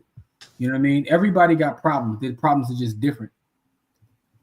I got an uncle I'm not supposed to know about. Look at that. Yeah, how about that? That's crazy. So yeah, facts. If you do a little bit of research, just go back to the 1700s, you'll find out some real skeletons. Listen, I filled out my ancestry going back to like great. I didn't even know this until going down this rabbit hole, because I've been on some things over the last couple of years trying to do like research on my family, that even my name, right? So I have a cousin who's named John. My father was named James. I'm James, and I have a cousin. I have an uncle named John with a son named John. But I look back at my family's history, and those two names go back like damn near to the 1700s, as far back as I could trace. I'm like, yo, y'all don't got no other names y'all like? Y'all just keep remixing the two names. Yo, listen. So three names. It's James John, and Roosevelt go all the way back to damn near like William. So the name of my family is William and Henry. Those two names are like. But that's a lot. That's a lot of black families and a lot of white families in America. I'm like, y'all just keep remixing the same names, and what's up with y'all? I never knew that. All right, so LaJoy just said, I told you about the story. Yes, you did. Oh, man, LaJoy dropped the story on us. We went out to lunch, and LaJoy told us a family story, dog. I won't mention it. I won't utter to mention it. I need that on Netflix. Yeah, man. It's vicious out here. Yes, like the birth mother is your sister, but really your mom, but your uncle SA'd her. Yep. Whoa, and that's the family secret that is revealed. Oh, yeah. That happens a lot. That happens a lot. I'll tell you like this: sicknesses where you need somebody's help or somebody's kidney or somebody's blood, those will reveal with time never healed, bro. Like if you need something from somebody and they supposed to be related to you in a way that they're not related to you in, that'll get revealed right away. I'm just saying, man. I seen that happen a couple times where they're like, I need blood or bone marrow from my child, or I need blood or bone marrow from my cousin or my sister or my aunt, and then you go to find out that person is not who you thought they were too. Yeah, man. Correct. That is crazy work. Jimmy, please read that again. He performed as a kid for Hillsong Church in Texas. He's always been so damn talented. I never even known that. Yeah. Why Corey looked like he smuggled a phone in jail? Was you on a Dell computer? Mind your business. Yo, listen, I love you, Mark, here, but I gotta give you the same work I give people who mind your business a little bit, just a little bit. Yo, crazy part is I'm on my old school Dell computer because I left my webcam in my office by mistake, and my other joint acting crazy. But since we cooking Corey though, y'all can let me be. Yo, hold on, Jimmy, read this please, because I don't understand it. This is Jamil. This comes out of Detroit, y'all. I got a homie whose father is his grandfather and his sister is his mother. Didn't find out until his late 40s. Was raised by his aunt and told his mother passed having him, and his pops was a deadbeat. Damn, yo. I get that. So his aunt was the one that raised him, and the people that that's wild. The people he thought was his grandparents were actually his parents. That's wild. Yeah. So it's a lot going on in our families, bro. Like everybody got something, dog. If we say something positive and affirming, it's an incantation. I am not creating a spell or a charm. I am speaking life and power. Where is God in all of this? Listen, God is in the power of the tongue and the words. He tells you in his own. Never mind, man. Listen, read your own books. I'm gonna say that. You know what I mean? Listen, and the crazy part is I know so much about these books again because I'm a pastor's kid. But yeah, listen, man. The power is and it tells you about incantations in the book. But are incantations negative? No, they are not. But according to incantation is just a spell. No. But according every word that you utter is an incantation. Right, but according to the way Miss Itty wrote it, she's taking it as a negative thing. No, what I'm saying is the negative connotations come from the exterior, though. Your you see intention. what I'm saying? Like, yes. The negative connotations are coming from an exterior place because they want to place the things that we use to pass our history down in a negative light, so that we are disconnected from our histories and from our stories and from those things. And so I feel passionate about that because words mean a lot to me, because words are how we have passed our history on, and the music is part of those words. And that's why I get so disappointed at our music that's on the radio. I'm not saying that our current music, because there are still a lot of artists that are making great music. I'm talking about our current radio music, because back in the day when we had our music on the radio, like we were listening to the year 1988, right? We were in our discussion and we were talking about the music that came out in 1988, and we were looking at the diversity of that music in 1988, and this was all hip-hop music from all these different artists, right? You can't find, but it wasn't on the radio, though, Corey. All that stuff was on the radio because I didn't have any access to that stuff without the radio. You had Lady B on Sunday. We were speaking about Philly. Philadelphia had the no rap work week. So unless you was in Alabama, our music, hip hop, was not on the radio like that. That's documented, bro. I'll show you. I promise. We had MTV Raps. Yeah, we did have that. Because that's where I consumed all the things in that video where he's talking about. Right. All right. So Jarrell says happy birthday to Corey. Thank you. Appreciate you, Jarrell. Do me a favor, everybody in the chat, tell Corey happy birthday. And if y'all don't know, Corey's really the reason why this has all happened. Just let him know. Give him his flowers. Oh, Don says, I didn't know until my mom had passed that my grandpa, mom's dad, that wasn't even her dad. Everyone knew minus me. Even my pastor knew. That's wild. Yeah. Like, that's wild. He was the step pop, but he ain't know. This isn't funny. I know stories like this. Essay is so diabolical. It's awful. Yes, it is. Yeah. As Corey says, though, people are going to people. So basically, people are pieces of shit, and they do shitty things. Yeah, they do. They do wonderful things too. That's the thing. People are dichotomous, and that's the other thing. That people are dichotomous, right? So there are terrible people who have done wonderful things, and there are wonderful people who have done terrible things. But that's the dichotomy of the world, and then this is why some people get thrown off. Like people be looking for perfection where there is none, and can never be. So she said, Miss Edie says, Corey is just a discussion. That's what she was taught as a child. That is negative. Lance says, you literally cast spells with the words you speak. Every single word. Marquis says, happy belated. We got a lot of happy birthdays coming in for Corey. Hey, more. Yes. Thank you. And Miss Maui, my grandmother was named Oralee. Oralee. I got the tattoos to prove it. Jamil wants me to put that on the record, so I'll put it on the record for him. When I said Detroit, because that's where he's from. He said, but that was his family in Tennessee. There's no Detroit. Believe you me, it's going down in Detroit too, though. It's going down. Listen, man, there's a lot of uncle brothers out there, man. Listen, uncle brothers. There's a lot of uncle brothers out there. Uncle brothers sounds wild. Yes, it is. Happy birthday, Corey. So a lot of happy birthday Corey's coming through. Like the woo. We want Corey to feel the love, y'all. Yeah. Shout out to, rest in power to Grams Oralee. Yeah, man. So overall though, any more thoughts about the movies? Any more takeaways or so there was a lot. I got a lot of Corey. I just want to talk about two scenes. So the two scenes that may go overlooked, but that meant that I took a lot of meaning from, right? That most people wouldn't take any meaning from. So when the young man was singing in the bar and the vampires was outside, right? The the building was on fire to them. The roof is on fire. We But don't need no water. It was the energy that the vampires were attracted to.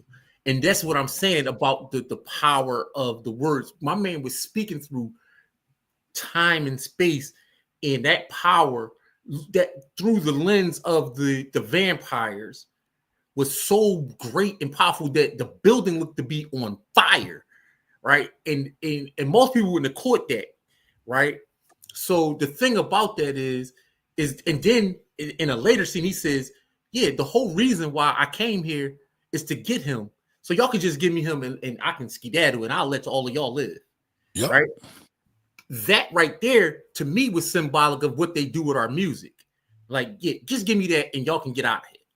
Now, Corey, that was symbolic to me for another reason. Divide and conquer.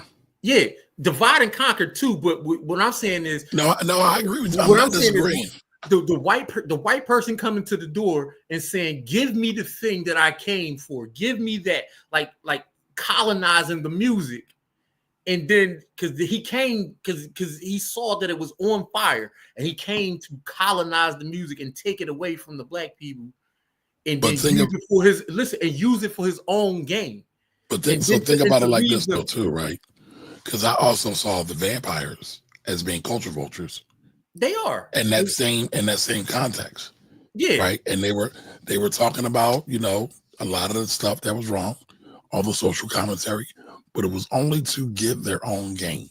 Yeah, it was everything was for personal gain. Right. And then the second scene that they made me feel like a lot of the social media gurus who y'all think they spitting game.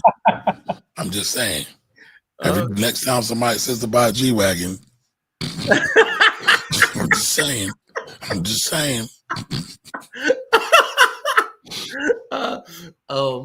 The second scene that might have escaped a lot of attention, but that caught my attention like a bright light when they were at the when they were at the docks, and the young boy started to play his guitar on the docks, and the old man was like, "Yo, this is my spot right here." Yeah. And he was like, "You can't," you know what I mean? He's like, if you wasn't friends with him, I would have cut you too short to, you know what I mean? I would have cut you in little pieces. And that right there was, a representation, that territorialism, you gotta check in. Yeah, that checking in thing. And I again, the symbolism, you know what I mean? But the great symbolism in that though. But right? To go further on that, right? Stack co-signed him, right? Which is why he didn't cut him. Correct. And so there's a power to relationships as well. Yeah. I mean,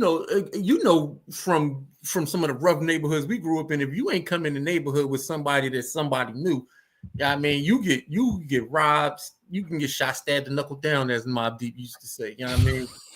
Or you been on your Mobb Deep joint all day. I mean, because listen, The Infamous is my favorite album, and I think it's one of the top 5 hip hop albums of all time. Did you see? I personally think you don't think it's top 5. You think that it's number 1. So I do think I personally think it's the number 1. I personally think and Omega for Corey. I personally think it's the greatest hip hop album of all time. And that's no shot to any other hip hop album. I personally think it's the greatest hip hop album of all time. But we're not talking about that. Sans Illmatic, by the way, but I digress, man. I think it's I listen, man. Look, this whole class is about Illmatic, but I'll tell you this: you could do the same thing with that Mobb Deep Infamous album. I'm telling you is I'm going to see Nas coming up in July with the orchestra, and I'm going to give me a tuxedo and some. I'll tell you this: to go watch my man Nasir Jones. In the 90s, I liked Prodigy better than I like Nas. Oh, okay. I'm not gonna argue with you. Again, this goes back to. I'm not saying that I didn't like Nas. I'm just saying I like Prodigy better than I liked him. Art is subjective. I'm not mad at you. And listen, Nas is great. He just doesn't make my, top list because I'm not struck.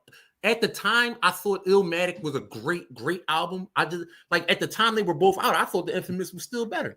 Listen, me and you have had this debate before, so I don't even want to go down this rabbit hole, man. All right, so Miss Edie says, okay, now I understand. The Bible says your words have power. The power of life and death are in the tongue. Makes sense. Yes. Proverbs 18:21. Why do I know that? Because my mother beat that into my head growing up. Yeah. Real rap. Proverbs 18:21, and I think Proverbs 18:22 is a rich man leaves an inheritance for his children's children. Yep. So all those things. Yep. Speaking of voodoo, remember when Erykah Badu had incense sticks was supposed to smell like her sunshine? Crazy work. Absolute crazy work. Yo, the Nate gang is on fire as usual. Absolute crazy work. Listen, all right, Jarrell says, yo, so how did old boy get those scars? When he grabbed him by his face, when he grabbed him by his face when they were in the river. When they were in the river, he grabbed them by his face. Or the claws. He had the claws out, rather. Yeah. And then everything was on fire, too. Go ahead, Jim. No, I was just going to say that the book of It Was Written, chapter 4, verse 3, also says, I gave you power. But that's a side note. All right, Anthony says, happy birthday to Corey. Thank you, Anthony. Yep. No, we got you. Yes, the financial gurus. Yep. It's a lot of them out here.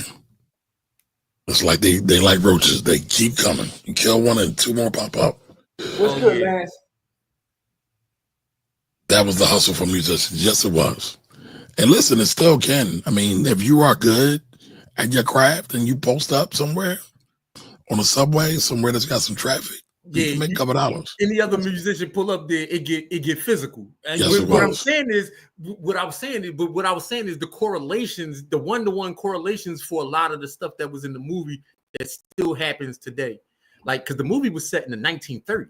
You see what I'm saying? I agree. And so the one-to-one correlations, that's why I say Coogler is a genius, bro. Because the one-to-one correlations, bro. The funniest thing I saw was they was talking about Jonathan Major was originally supposed to be in the movie, right? I don't know how true that is. But someone on Twitter was like, they could have saved money on costume because he could have dressed right out of his regular wardrobe if he'd have put in the film. The hate for Jonathan Majors is out of control, man. No, his girlfriend smacked him up and beat him in his head and chased his ass down the street, and my man still caught a case. Them bunnies. That's he was talking about one of the demons probably smoked when he escaped the room. The other thing that I want to say about Smoke is, if you notice in every scene in the movie that he was in, there was smoke around. Tracy put me down with that. Tracy told me that yesterday. Yep. Yeah, she told me that yesterday. I'm gonna go see it again. It's so many small details, right? So I was thinking about it, and when I put a post up today, and it occurred to me, I was like, even when you first see the brothers, right? Even the idea of the red, white, and blue, which is symbolic between them two. Like one has the red hat, one has a blue hat, and the white shirts. Like that's intentional, right? Yep. One has red, one has blue. Even the dichotomy between the two brothers and how they act. That's why I said Michael B. Jordan did this thing, because he was playing twins, but they had two completely different personalities. Correct. They did. So imagine having to jump into one personality, another personality. That's crazy work right there. This is a great. He did a great job with this. All right, Camari, are you familiar with Tuba, Mary Black, Candy of the Salem Witch Trials? So I know about the Salem Witch Trials and how they was basically bullshit. And it was a witch hunt, literally. That's where the term comes from. A movie should be made about them and test screened across all mega churches in the country. Oh, you trying to start problems? Right. All right. Marquis says I'm on Threads talking about the theories from sinners. Yo, wait, I gotta go find this Threads. Marquis, what thread you on? I gotta get my life together. Tag us in it, Marquis. Tag us in it. I gotta spend more time on Threads, yo, because I got a profile. I got people on there, but the only thing I do is cross post. All right. Lance says Prodigy's HNIC had me in a chokehold when I was in high school. Listen, and I'll say this. There's a lot of people that think that album is better than the Infamous. It is not. It's not. It's not close. But you will hear people say that, though. No, HNIC is absolute fire. But see, the Infamous for me, and I can honestly admit this, like the Infamous for me is it takes me to a place in time. But when I think about that, that's a personal thing. I can't really like judge music off of that. It's an absolute personal thing because temperatures rising specifically. I listen to that song every day driving to school, like literally. So I bet I digress. So that was album when he broke up, right? What? HNIC. So it was when he wanted to do a solo album. It wasn't necessarily they broke up per se. But when did they have the falling out? They did have a big falling out. That was after HNIC. Yeah, okay. that was way after that. So there's a theory that Smoke didn't die. I gotta see this, Mark. You got tag JW the Blueprint. Tag me on that thread, yo. I can see that because he got that belly shot, so he might have survived. Because everybody thought Stack died, and he didn't. Yeah, but he wasn't gonna go. I mean, I thought he was trying to be with his family, like what you know what I'm saying. You know, he was trying to be with his queen and his child. Yeah, and I'm seeing everybody. Smoke's real name, and Elijah in the Bible doesn't die; he ascends into heaven. Yo, so this movie's going to have all kinds of theories. I don't want to say conspiracy theories. But see, that's the thing about great art. And that's what he was saying. He was saying some of the stuff he's reading. He's like, damn, like, did I mean that? I didn't know I meant that. Maybe I did mean that. Like, you know. And so people were saying, well, he pulled from the Bible when developing those characters. That moment where he was smoking in this world, but seeing Annie and their baby showed him straddling both planes, and he put out the cigarette and ascended with them. I mean, I can see that too. Yeah, I can see that too. That's viable. You never actually see him die. That's viable. Yo, even this, right? This is something else I was thinking about. When the Irish vampire boy was talking to him, and he was talking about the fact that this place you thought you were buying was a slaughterhouse anyway, and they're gonna come kill you. And over here where we are, right? You know, because he also said that his family was, you know, once, you know, trafficked over here, what have you. And if you look at the history of the Irish, you know what he's referring to. But he talks about the idea that you want things to be equal and you want things to be fair. You know, let us that doesn't exist. Let us so what he said was it doesn't exist here. If you let us bust a quick grub, then we all on this side. You know, it is funny because I was thinking about that, and I was thinking about like how Ryan Coogler, when he makes these characters, he makes these complex characters where the people who are quote unquote the bad guy in the movie, right? If you sit and think about their perspective, you could justify a lot of it, right? Whether you go back to Killmonger, there are many people that think Killmonger was completely right in the whole thing, right? So wait a minute. Go back to the Irish colonizer.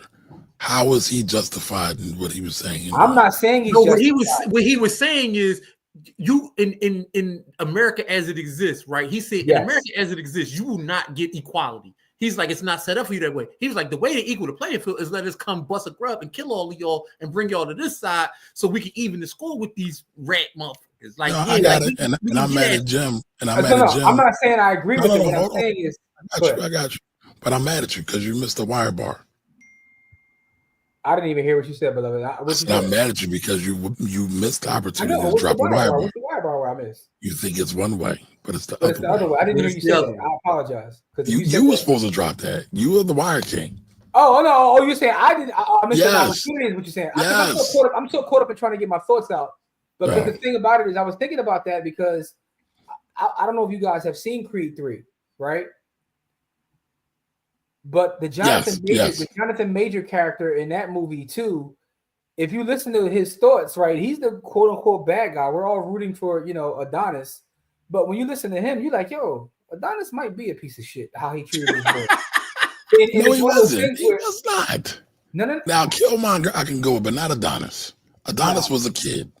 No, but when you hear the perspective of the antagonist in this actual movie, I got it. You start to think like, but all I'm saying is when he paints his picture, he intentionally has these characters that are so complex that you like, they're wrong, but it's something there. But you know the through line through all of them, right?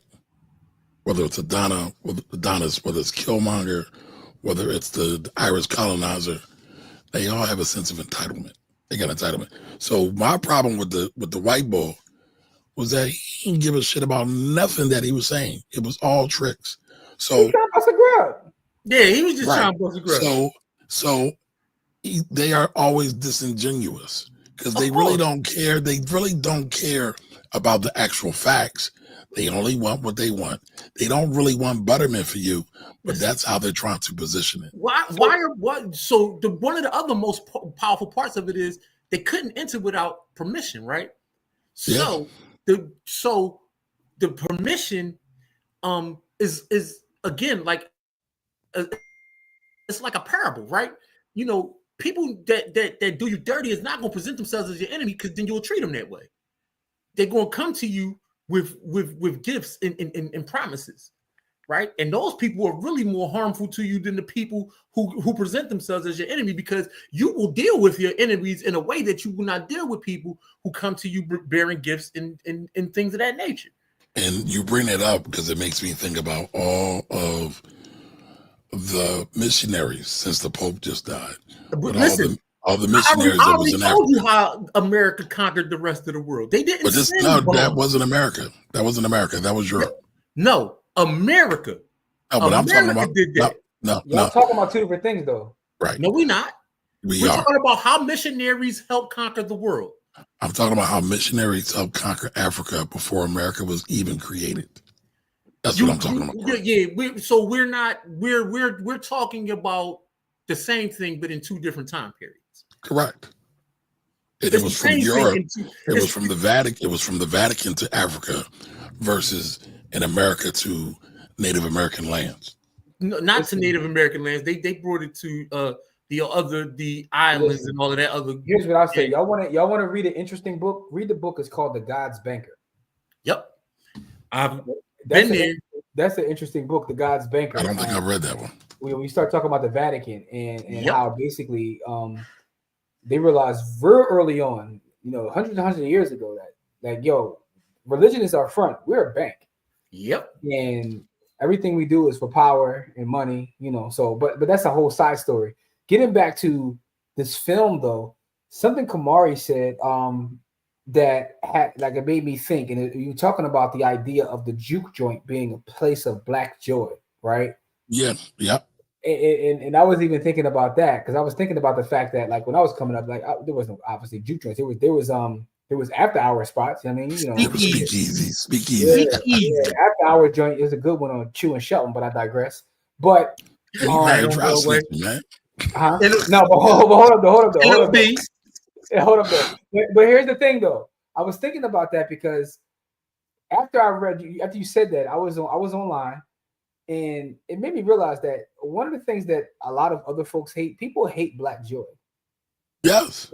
People hate black people, period. Man. People hate black joy. But here's the thing, we know that. But I was looking online, I was on Twitter, and when you see people that are talking about this film and other things, and they're showing any sense of joy about anything, you're going to find all the trolls come in and try to just throw a monkey wrench in that. And I was thinking about the fact that black joy is so hated. They just want us to be miserable. Because black joy. I talk about the fact that we spend too much time thinking about others, but they spend all day thinking about us, how to make us miserable. People hate black joy. And I was thinking about because the juke joint per se wasn't as prevalent in my upbringing. I was like, where is a place of black joy for our generation? Right. And the first thing I thought of is from a cultural standpoint, there's not one black person on here who hasn't had the experience of a cookout. Right. Correct. That's why they always trying to infiltrate the cookout. That's why it's you get an invite to the cookout, right? Because that is the place of black joy. In my life, that's always a place of black joy. And it's funny because other cultures don't even call it a cookout. They have barbecues. Or picnics. But Jim, to your point about black joy, right? There's a scene out of the movie Rosewood that always stuck with me when he was like, they even got a piano. And it was like, black folks can't play instruments. They can't play pianos. They didn't like that at all. And I'm not going to talk about how the drum was outlawed as well. It's just so many points that show they don't like black joy. Because that means we're not just dogs. We're not just chattel. We actually have emotions. We're actually humans. But that's a whole other thing. Yeah, I mean, even as me and Corey were talking last night, and we were on the way to the crib, and the NFL draft was on, and we were talking about this idea in terms of how they're talking about Shador and the language they use when speaking about him having confidence and all these other things. It's you can't. They want you to exist one way, and then when you break out of that mold and exist a different way, it becomes a problem.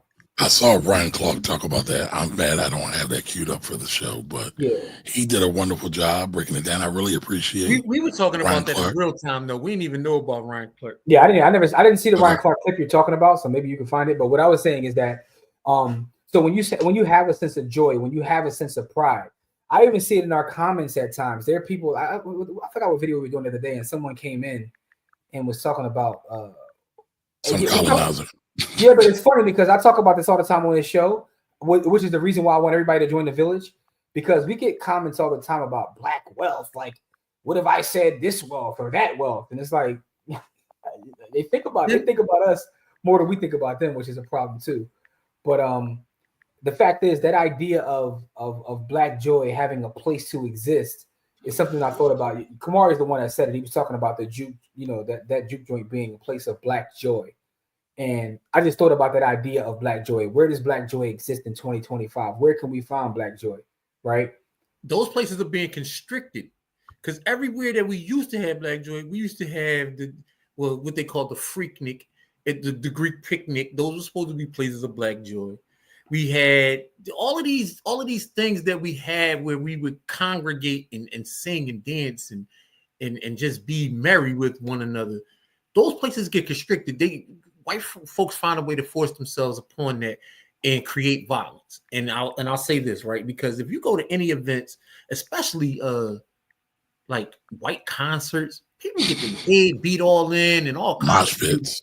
Yeah, crazy, all kinds of crazy shit, right? But then black people, we go and we do something similar, like we were talking about earlier, and we. Anything that violence happened there is a reason to stop us from congregating altogether, which is a mess. Yeah. So, but here's the thing. So I'm getting to this comment, right? So this point, I'll tell you a place of black joy. June 14th is going to be black joy at Coffee, Creams, and Dreams at the next Black Wealth Rebels event. You know what I'm saying? That's where it's going to be black joy. But I want to get to this comment right here. I just saw someone put in. Hold on one second. We got a lot of comments to get to, but it was in reference to Shador. Here we go. He can be prideful all he wants. You can tell he wasn't putting that work in for real. He was always passed through due to his name. His mechanics is trash, but he has potential. Here's what I'll say to you about this, right? If his name wasn't what his name was, and his name was Jackson Dart. Yeah, Jackson. I was going to say if his name was something like Chase O'Reilly, right? And he still played for Colorado, and he had a 73% completion percentage. He would have got drafted in the first round. He would have been treated the same way. And again, I'm not looking for equity because I know equity doesn't exist, but the facts are still the facts. Like I said, two things can exist. That is a reality. That is absolutely a reality. And I'm not saying that he's even going to be great. I don't know what the future holds, because the thing about an NFL quarterback is a crapshoot anyway. Whether you're Shador Sanders or Blake Bortles, there's always a crapshoot. But I'm just talking about the whole idea of how they're talking about him is kind of crazy. The narrative, not that he didn't get drafted. How they're talking about him is crazy, because they pooping on him and saying all these crazy things. But then at the same time, because this draft is what it is, where it's defensive tackles and offensive tackles, there's no star power. They're consistently talking about him 24/7 for their ratings while pooping on him. It's a wild dynamic. But this goes into the idea of being the talent and being the workforce versus being the ownership or being the one that controls the message, right? So, which is also important as we talk about this film, because one of the things about this film, outside of all of its artistic integrity and how the film made us all feel, is keeping it back to the Black Wealth Rebels and what we talk about is the idea of ownership and the business deal that was struck by this brother in creating this film, right? We got to really talk about that piece too.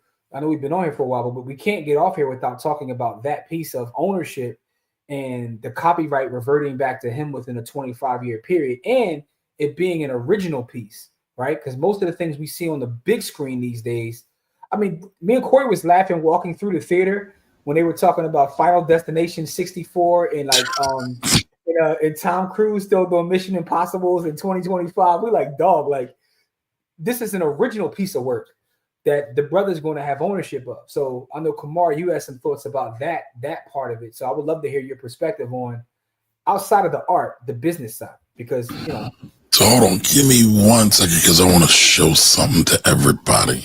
Because I mean, I think it's unprecedented. We haven't seen this before. It's absolutely dope. But I just find it funny that there's not more of us rallying behind it. I mean, I know a lot of us are, but I think everybody should be going, and they should be pulling at their mama, and they should be just going to mob these theaters just to say, yo, we got another one. We got another one. But yeah, I'm going to pull this up real quick. I looked up the box office numbers, and the box office numbers are through the roof. Now, Jim, do you know how much money they spent to make this movie? I don't. They spent roughly $150 million to make this movie. That's a lot of chicken. That's a lot of chicken. I mean, so that's part of the reason why everybody's like, oh, they made 60 million, but they made 150. They're not going to be able to make it. They're not going to be able to make it. So I just find it super interesting. But when you look at the box office numbers, and this movie came out when? The 18th? April 18th, yes. So I'm blowing it up because I ain't got my glasses. And I know if I can't see it, y'all can't see it. Oh, I got my glasses and I can record this, by the way, if you want to hit the button. You know what I'm saying? Because you know what I'm saying? That's what it is. Stunt 101. Stunt 101. Stunt 101. Corey don't know this, but I caught him yesterday in the theater trying to eat a glizzy, but you know what I'm saying? But mind your business, sir. But I ain't gonna put that on the internet, though. That's nasty work right there. That's nasty work. I ain't gonna put that on the internet, though. That's listen, my brother. That's my brother. And it was his birthday. In all seriousness, do y'all see this number?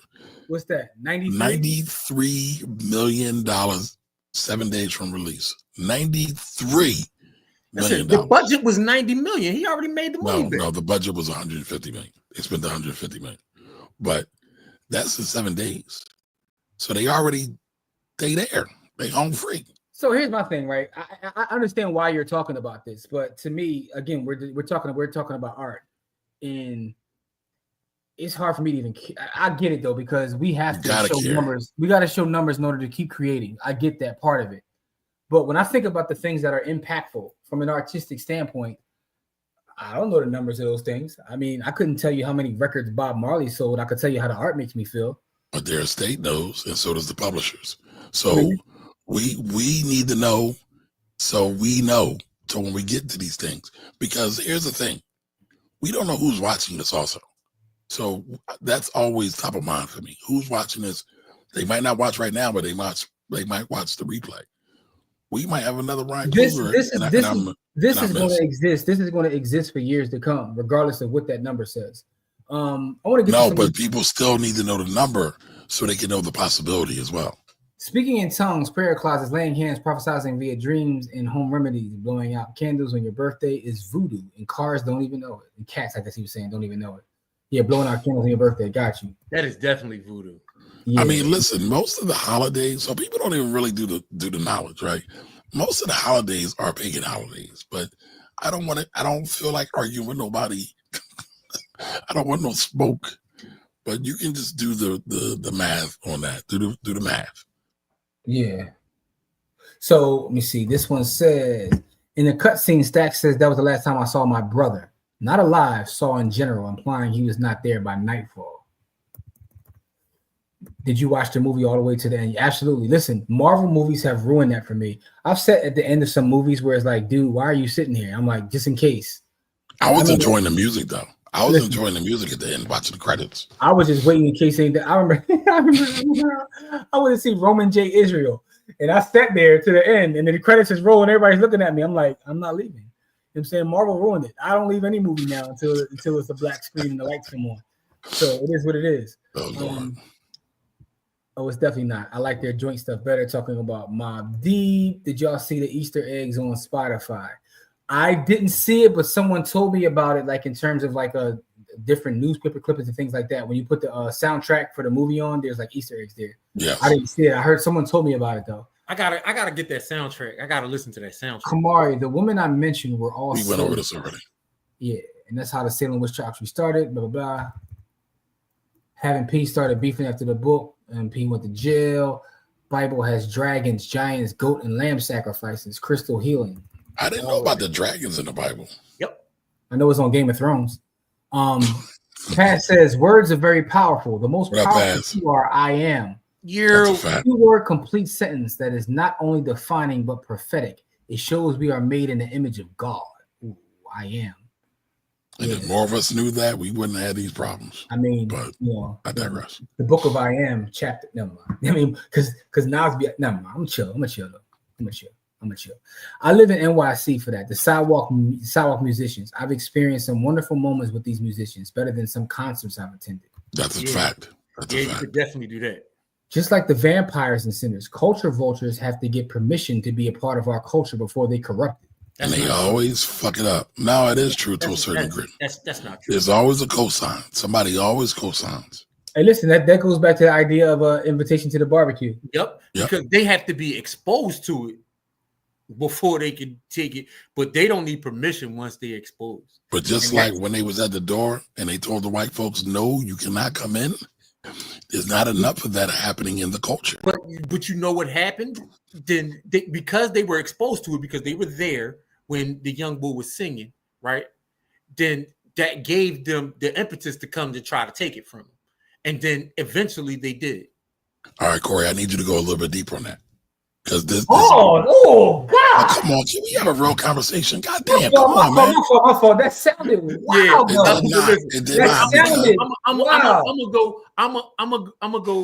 I'm going to go further into the conversation. So thank you, sir. So what I mean is, right, so that just the pure exposure to it, again, building being on fire, like, oh, I have to have that.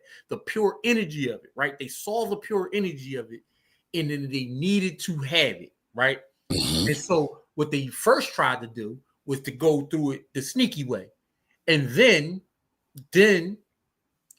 of course, every non-black person in the movie sold out to black people. And that's my point. And the Chinese lady was you can't run over that joint. Because what happened Chinese lady said, come on in, and then that's when the vampires came in and mauled everybody else. But we stood firm. We was like, no. But then somebody else we let in. So the moral of the story is don't let nobody fuck in. That's where I'm at with it. Yeah, like, because my thing is every non-black person in the movie did the black people dirty. The white chick went out there and came back with the money, killed the brother, and then started the whole chain of events. And then white though. She had one drop. I didn't know that was Josh Allen's fiance. I don't even know what Josh Allen is. Josh Allen is the quarterback of the Buffalo Bills. Yeah, I don't follow sports. Yeah, he's the MVP of the NFL. He's the current MVP of the NFL, although it should have been the current best player in the NFL. That's his fiance. Yeah. Okay. Is he black? No, he's not. He's white as the driven snow. As is she in real life. And But anyway, Miss Edie's Kitchen said they spend so much time thinking about us. The barbershop is thinking about places for black joy. The beauty salon. It has been until the Chinese took it over. The cookout. That's right. In my hood in the 1970s, black families owned piano. My son, I grew up in my house. The piano was like a staple. The Shadora slander is crazy work. Yes, it is. Absolutely crazy. Black wealth is an oxymoron. Yes, they did say that. He can be prideful all he wants. Oh, we went over that. We went over that already. In Baltimore, they used to keep us from congregating growing up. They will make us walk around downtown in groups of like three more than that. And the police was breaking all that up. That's crazy. No black Jews. Damn. Them folks been burning up over the audacity of Shador. Dion too. They hated Dion forever. Yeah.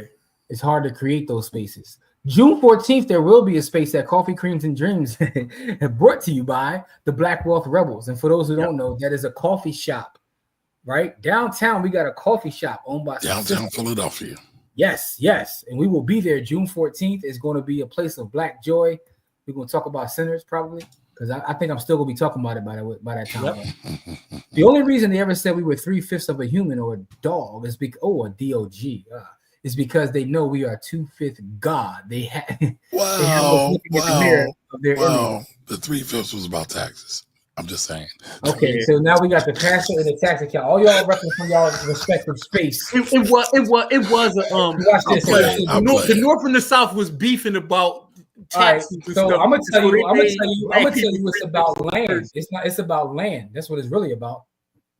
It is about land too, but they was beefing Listen, about. Corey, I don't even have a reason to say that. I'm just repping real estate because he's repping tax and he's repping. I just feel like I should represent real estate. I knew you was trolling. It was state to state beef, so it was about land. It was state to state beef. I could find a way to tie it to land, but since he was repping tax, I'm gonna rep land. Like that's what we gonna do out here. I mean, but that's what it was about. That was directly. It was directly linked to taxes, though. Yes. So Camari isn't. Kamari isn't bullshitting about this one. No, I say land. Kamari, we gonna make a whole show and debate this. Was it 3/5 about taxes or land? It was 100% about taxation. All right, so hold on. I got the clip. I want to show you. Taxes themselves are about land. Taxation and representation. Taxation is about land, but anyway. All right, so check this out, y'all. Problem with it is obviously the anonymity of all of the comments and all of the quotes and all of the things that we have had reported, whether it was Josina Anderson around the combine, recently with this quote from an offensive coach who says he's entitled, who says he puts the blame. I watched Shedeur Sanders get damn near killed for 2 years at Colorado. And I never saw him berate a lineman on the sideline. I never saw him cuss or scream at a coach. And you're hearing these things like entitled and these little pieces of the characteristics of his personality when we had a number 1 overall draft pick get arrested for being orderly and drunk. And we had more people coming out and saying, okay, here is who the real Baker Mayfield is. Don't watch this video. Don't believe that what you saw of him is who he is. He's a good person. He's a good leader. He's this. We had more anonymous people saying those things. Shedeur Sanders never been arrested. Shedeur Sanders has never been in trouble. Shedeur Sanders has never misused his names to the point of taking advantage of people. You have Johnny Manziel, who missed the first game of his last year against Rice for Texas A&M because he was suspended. You have Johnny Manziel, who ended up getting a whole documentary about how effed up he was away from the field, but there was no anonymous talk about him. There was no one coming out and saying Johnny Manziel isn't a good person. Johnny Manziel is entitled. Johnny Manziel has an alcohol issue. And so to me, the way that Shedeur Sanders has been covered seems purposeful.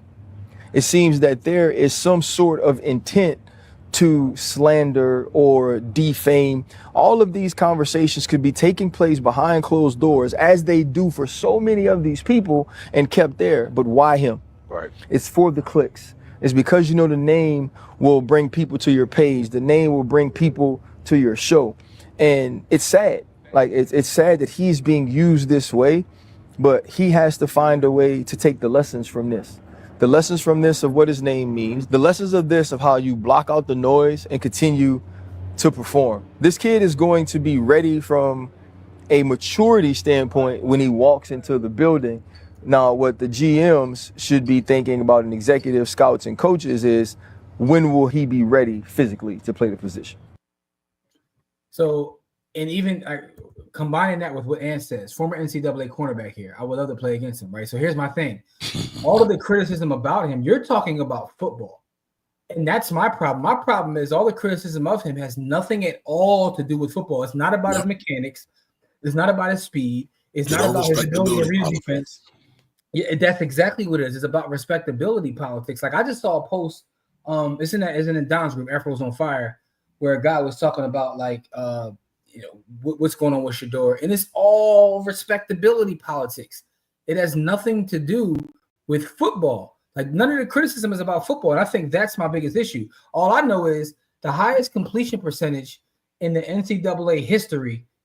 If his name was, Chase O'Reilly, he would be gone already. That's just what it is. But again, I also adding to that, Ryan is using his platform the right way, but even when he makes the comparisons with Baker and the comparisons with Johnny Manziel, that's if we're if we're talking about things being equitable, things aren't equitable in this place. But that was his point, though. Also, no, that's his point. But what I'm saying is, we have to understand that things aren't equitable until we have a systemic change, a policy change. Until there's something drastic, things aren't equitable.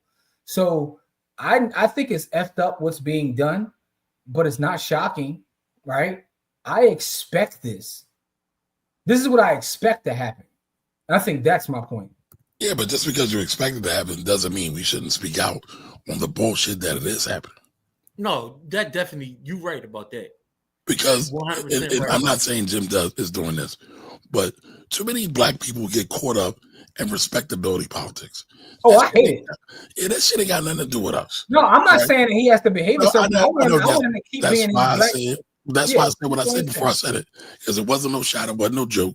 I'm dead serious. Like a lot of times we're like, well, if you just wear a suit and tie, the police wouldn't bother you. Well, King wore suit and ties all the time.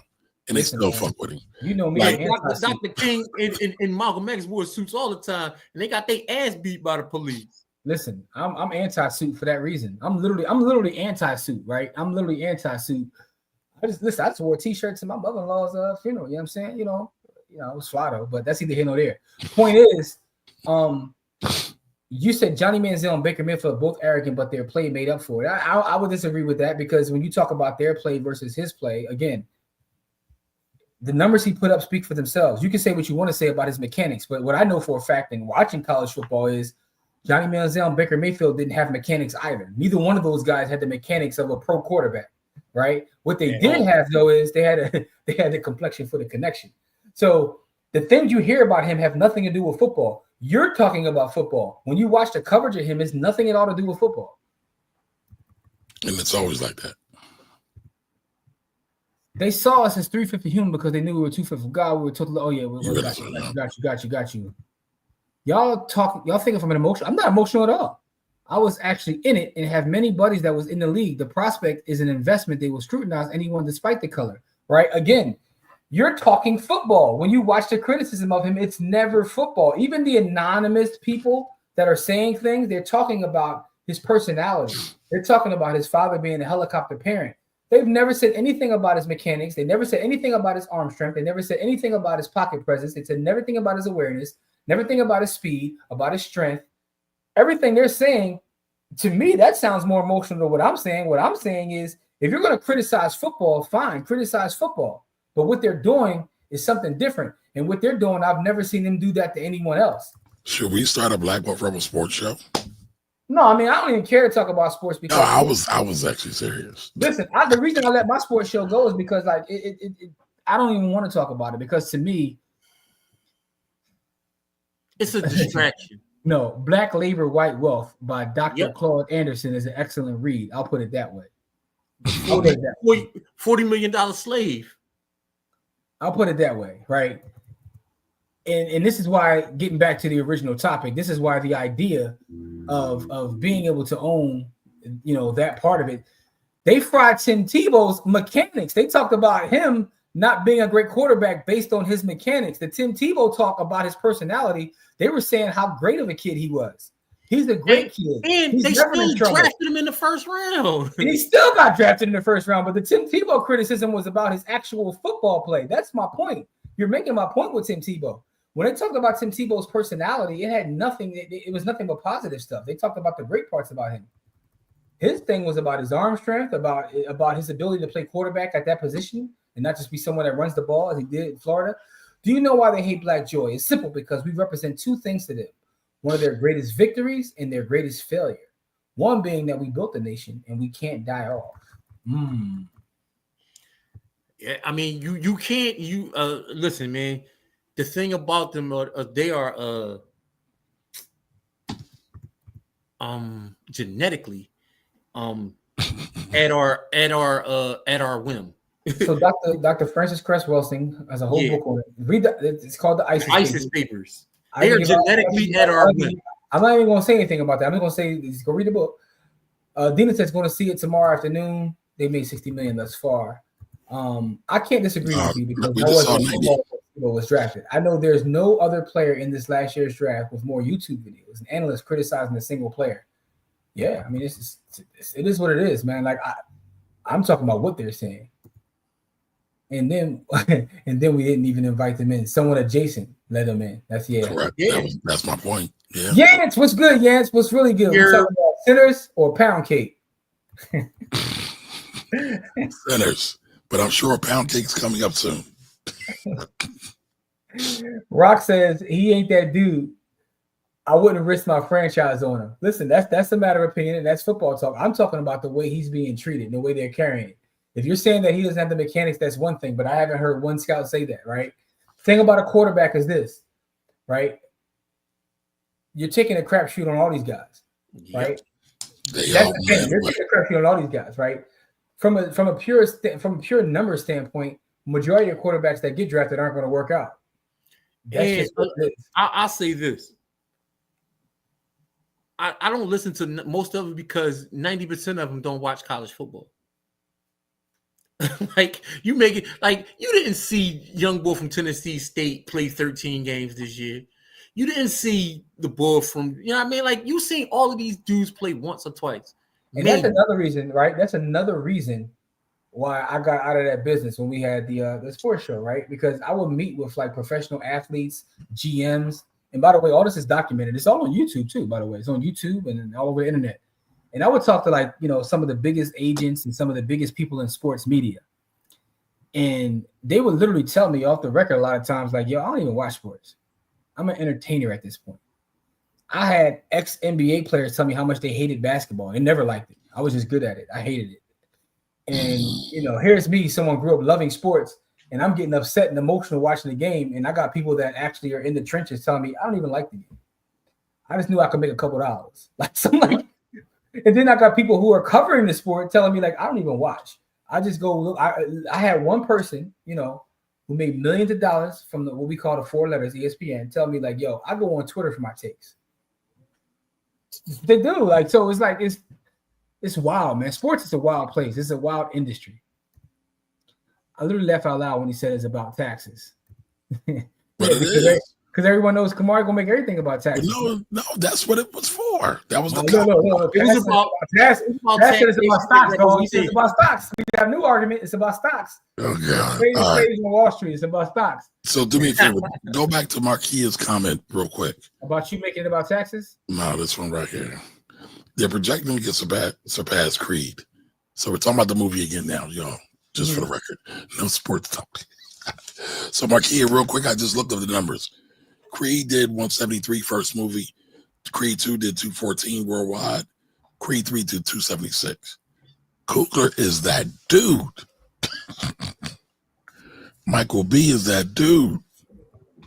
Yeah, them working together, they get it done, man. So I mean, if it does do those kind of numbers, it will be great. It will be totally great. Like if I'm them two, I don't like every time I cast the lead character for a black movie, I'm casting him because the synergy they have is absolutely amazing. All right, so I know we talked about Yancey, pound cake. I got it. Because Camari be jumping all over the comments. Man. I'm back at it, baby. You got it. Come on now, I stay on top of it. 3/5 humans was before we could buy land or pay taxes. It wasn't about our land or our taxes. It was about they was fighting over it themselves. They wanted the slave owners to pay taxes on the amount of slaves they had. All wars that were ever fought. That was called the 3/5 agreement. Correct. All wars that were ever fought were about land. I'll just put it to you that way. Or Punani. I mean, that's somebody else's quote unquote land, right? But never mind. I'm gonna just say a lot of those land fights started off about a woman. That's a fact. So, Pat says Sanders is buck breaking on display in a lot of. It's a film that Camari is eventually about to do a review on called Buck Breaking, but it's buck breaking on display, and a lot of black folks are helping crack the whip. A first rounder, from a business standpoint, maybe not, but to act like this is all about football is to be blind. It's not about football. They don't even bring up football. That's the crazy part. Is nothing is about football. We can dress in suits and they still see us in chains. All the facts. So Dina was preaching earlier. Pastors coming in to round it out at the end. Instead of saying white privilege, I'm gonna start saying they had the complexions for the connect. Hey, listen, man. That's a fact. That's what they do. And that's real trick. Y'all both are right. Ant and I are judging based on skill set. The critics are coming at him on a whole. That's all I'm talking about. If you don't think he has the skills, that's fine. But guess what? I can guarantee you that half of the people that got picked on day one don't have the skills. They don't have the skills either, right? So, I mean, it is what it is. What's that stat though for any first round draft pick in any sport? They usually all wind up flaking out. Like I don't know the actual number, but like 60, 70% of them end up flaming out within the first 4 years. But it don't matter. It don't matter because the thing about it is his name gonna ring bells. He's gonna play quarterback in the NFL for the next 10 years because he's a talented young man. But the thing about that is that what Pat is saying is right. They're trying to break his spirit. They're trying to break his confidence. And that's why they're doing this. And I don't like the way that shit look. I don't like the way it feel. And I'm not even the one in the crosshairs of that shit. They don't like black joy at all, any form, shape, or fashion. That's the craziest part. As a black man, I don't even like the way that shit feel for him. Like that's what you want to talk about empathy. I don't like the way that shit feels for him. Because Kamari, somebody's trying to break you. Kamari wants us to pay homage to his artwork. I'm an artist, baby. I know what that was. Nah, man, listen, that man. That was the Badu in you. I'm an artist and I'm sensitive about my shit. I ain't mad at that. I wouldn't be surprised if he goes undrafted. If he goes undrafted, that's definitely buck breaking at that point. Yeah, that's hate. He led the entire NCAA in completion percentage, and and played at Colorado. This isn't Jackson State, no disrespect, but I'm just saying, like, this is anyway. With that being said, Sinners was beautiful, man. Beautiful film. I'm definitely going to see it again. I want to go see it on IMAX. I didn't see it the first time on IMAX, so I think I got to have that experience. Let me know when you're going to see it on IMAX. I was about to say, when are we going? Because Jim's treating. Oh, you going to show up? Jim's treating. Oh, Kamar, you going to show up? I know problem treating, so he ain't saying nothing but a can of worms to me. Listen. Okay. Listen, as long as I'm not about to have gas blow-ups in my building, I'll be there. Are you going to show up is the question, though. As long as there's no gas blow-ups in my building, I'm there. Because you don't like black joy either, man. You know. Damn. You just reckless now. You lying now.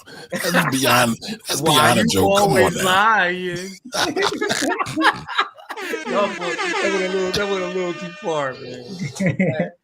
That went a little. Listen, man, we gotta do a Bitcoin giveaway, right? So, what is going to be the hashtag for this evening? Sinners. Hashtag sinners. I mean, maybe it could be something else on the show, like, you know what I'm saying? Nah, man. Hashtag sinners, man. Let's make this simple. I mean, I'm just saying. I mean, if y'all got something else, put it out there. Hashtag smoke, hashtag stack. I'm joking. I don't know. It could be anything, man. It's a lot of stuff, man. Hashtag sinners, hashtag devils, hashtag racism. Black joy. Hashtag black joy. You know what I mean? Hashtag juke joint. Hashtag Sammy. Sammy was at work. You know what I mean? Yeah, that young man, he deserves Jim. Man. I know. I deserve to get cooked for this because I thought I would have the link. Miss Mallory actually checked in with the folks, the good folks, right before we came on and supplement, and they still told me that we're waiting on them at this point, you know, and I'm trying to have a little bit of grace with them because I know they're overwhelmed with everything they got going on. So I don't have it. Soon as I get it, though, I'm gonna inbox it to you so you don't have to wait for a show. I'm waiting for them. Juke joint. That's a good one too. Did you not just hear me say that 5 minutes ago? No, I did not. No, yeah, you be listening to me, bro. Why y'all always want to complicate things and then extend things, man? Just make it center so we can get it. Listen, man, I believe in letting the people have a voice. That's all. Listen, man, we've been here since 7 o'clock, bro. It's almost 10 o'clock. Let's get these people their money. I definitely got Chipotle downstairs, but that's either here nor there. You prolonging this. Jim don't care about nobody else eating as long as he got his grub. Whoa. What's that? I mean, you did say I got promoted. Listen, I got Chipotle. Listen, man. That's black joy right there. When I get my Mexican food, this little black joy. You know what I'm saying? Like, what are we doing here? Listen, if we don't all eat, we none got of us somewhere to eat. be. And we got somewhere to be tomorrow because we got business to discuss. We got business to discuss tomorrow. All right, so sinners it is. Sinners it is. That, I We mean, that's only the got overwhelming thing, 3 is sinners. All right. I mean, maybe if you put it on the screen, we might get some more. You know what I'm saying? What, you saying people can't hear? I'm not saying anything, but I'm just telling you what it is. Oh boy. There we go. Sinners. Hashtag Chipotle. We will not promote white establishments. I'm sorry. Yo. Unless we own the stock. Do you own the stock, Jim? I don't own CMG. You know what I'm saying? But I will say this though, CMG has done a yeoman's work for a long time. They got this new honey Chipotle chicken. So you know what I'm saying? By the way, that's the new wave on everything. Every restaurant I go into now got some honey this, honey that. Where's the honey queen at? Yeah, I'm saying honey is the new wave right now. Where's the honey queen at? Oh, that would have been dope, Jerome. But it's all right. We have selected it. We picked it. We got to stick with it. Sinners it is. Sinners it is. Yes, man. Listen, man. Speaking of dynamic duos, I just read that Denzel and Spike Lee got a new film coming out together. Yes, they do. About time. They put in work together too, though. They got like 5 joints. Cav is cool. It might be. So you think Cav was better than Chipotle? What about where you put Honey Grow at? I like Honey Grow better than all of them. Really? Okay. I do. Okay. I like Black Dragon better than all of them. So Black Dragon was at the last PABJ event. I missed it. I'm mad. What event was this? The last meeting. Yo, I didn't even know a meeting happened, bro. Read your emails, brother.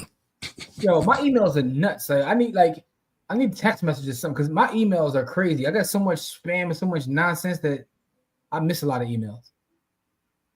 Steve's in the building. What up, Steve? Yo, the marketers have done to my email what they once did to my mailbox. Okay, Diggy said, what up, Kay? Yeah. What's really good? Yizzle. So I still got to get some Black Dragon. We got to figure that out. Shout out to my cousin Drew. You know what I'm saying? Yo, real fast, Camari and Corey. Before we depart, what was your single favorite part of the movie? It was Sammy singing. I can't even front, man. Well, my two favorite parts. When the Indians was like, when they checked on the white folks, it was like, yo, like, if he in there, you need to let us come do what we need to do. And then when he said, listen, the way they bounced was my favorite part. They was like, you know what? You right. I'm gonna go ahead and get out of here. Like, because they was like, we tried to told you, but you don't want to listen. So you don't want to listen. We saw him come this way, and you saved him. You know what I mean? So I don't know what my favorite part is. I'm trying to think of it. It was so many of them. But I'm going to agree with Kev on stage and say that scene where they were going through time and they showed all of the black music and how it all connects. That might have been one of the 2 or 3 best scenes in a movie that I've ever seen. God damn. That's like moving art. Yeah, listen, and Steve, it's funny because I was reading about it. Shout out to Rich. Rich is the one that put me down with it before you mentioned it on the show. But I saw when you mentioned it on the show, after the show, I was looking at it because I'm a huge fan of the young boy, Jack Mollers. Jack Mollers I like Jack Mollers. I like his approach. I like the way he carries it. So I was looking at that. And it's crazy because I try to stay away from SPACs for the most part. But they're not even measuring their success in dollars, which is a little interesting to me. They're like, yo, price per Bitcoin. They don't know. They're trying to like do a whole 180 of how things are treated. So I'm gonna keep watching it. I don't know if I'm gonna buy it because I'd rather have sats, but it is what it is. That's what I'm saying. That's a fact. Yeah. It was close. Yeah. But it was also still light when they were there. Yeah, let them go get their own movie. This ain't about them. Yeah, my favorite scene in the movie is when he first, after he sees the grave of his child, and he has that conversation with her, and the way she told him, like, who says you wasn't protected? You know what I'm saying? Like that whole scene right there. Yeah. You know what I'm saying? Then it end with then it end with him getting cheeks too. Like that whole scene though, like was fire. Yeah, the way that played out was amazing. But wasn't that supposed to be his father's grave? No. I assumed they had a baby bottle on it. He had a baby bottle on it. It was very small too. That's why I assumed it was that. That's the way I interpreted it. But I remember them saying something about his father's grave. Yeah, but which was crazy too. Yeah, they wasn't. And then the scene where he was like, "Yo, my brother is a goddamn lie." He told him the joint. Yeah. But so the one thing I thought about too is that Smoke exhibited all the big brother / daddy energy. He was definitely the father figure in that role. Mm-hmm. So that was my favorite part right there. I watched the baller video, Paradigm Shift. That scene. No, listen, Mars is that dude. That scene though that Kevin on stage talking about, Corey talking about, that is very powerful. It was like, it was art. It was like, this is high art. Like, you know what I'm saying? And I saw the juxtapositions with the Good Times, the whole Good Times joint. Like, so that's what that was. That was meant to be powerful, and it was powerful. But there were so many like small scenes like that. There's 3 scenes I think of off the top of my head. Is the scene you're talking about, Corey, the scene where he talked to old girl, and the third scene is the scene when they're in the car and he's talking about how and this is Delta Slim talking about how his friend got hung, and he made a statement. He's talking about the blues, and he says, "We brought this with us. It wasn't put on us like that religion." I'm like, whoa, that was a little heavy. That was some. That's why I love this. I love this part. But I think my favorite part,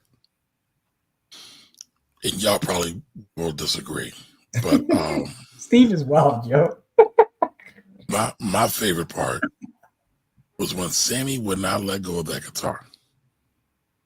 Interesting. Because he's like, what did that represent to you? It was almost like fuck your religion. I mean, okay. But at the same time, listen, he told him, "I'm leaving, regardless of what you talk about. I'm getting out of here. I'm choosing Black Joy." Yeah, he was holding on to that guitar. It's like Camari holding on to a 1040. Let that 1040 go, Camari. Get rid of the guitar like 4 times. Let that 1040 go, Camari. No, I'm not. I told him to get rid of the guitar, all of that kind of stuff, and none of that made him get rid of the guitar, which means he was following his own godly energy, because that was his godly energy. That was his connection with his God. How you gonna tell that man to get rid of something that connected him to the source? Well, hold on. I would be remiss if I didn't bring this up. None of us talked about Saul Williams. He did a wonderful job. Yeah. He was excellent. I almost didn't recognize him because I haven't seen him in so long. Mm-hmm. But he's always been so skillful and so artistic. If that even is a thing. Hey Corey, you missed what I said. I said he was holding on to that guitar like Camari be holding on to these 1040s. I called that bullshit. I didn't miss it. I overlooked it on purpose because I didn't want y'all to get into no argument. Can we get the people they Bitcoin, man? My least favorite scene was when she was drooling. She was straight drooling too. She was straight drooling. That was wild. Yeah, that's what he get for listen. I thought about Dr. Umar in that moment when she was trying to get him in that room. I was like, man, what would Dr. Umar say right now, man? Yeah. Yo, that's true. Yeah, Black Queens. That car scene was yeah. Let's get to the comments, then we can get that car scene was good. Go ahead, Kamar. You put it up since you know the next. So I got something else. Hold on. Here we go. No, we good. You gonna love it. Let's try to get to the comments, man. That car scene was good, is what Steve said. It's monkey. I didn't see this, Jamil. Said Trump blessed the NFL owners for not drafting Shador. Yeah, he's playing technology. He knows when he says that what the reaction is going to be. That's the thing. Right? What was the hold on. What was the Even saying it that way sound kind of wild too, though. That Sanders boy got good genes. Yo, that sounds mad plantationist.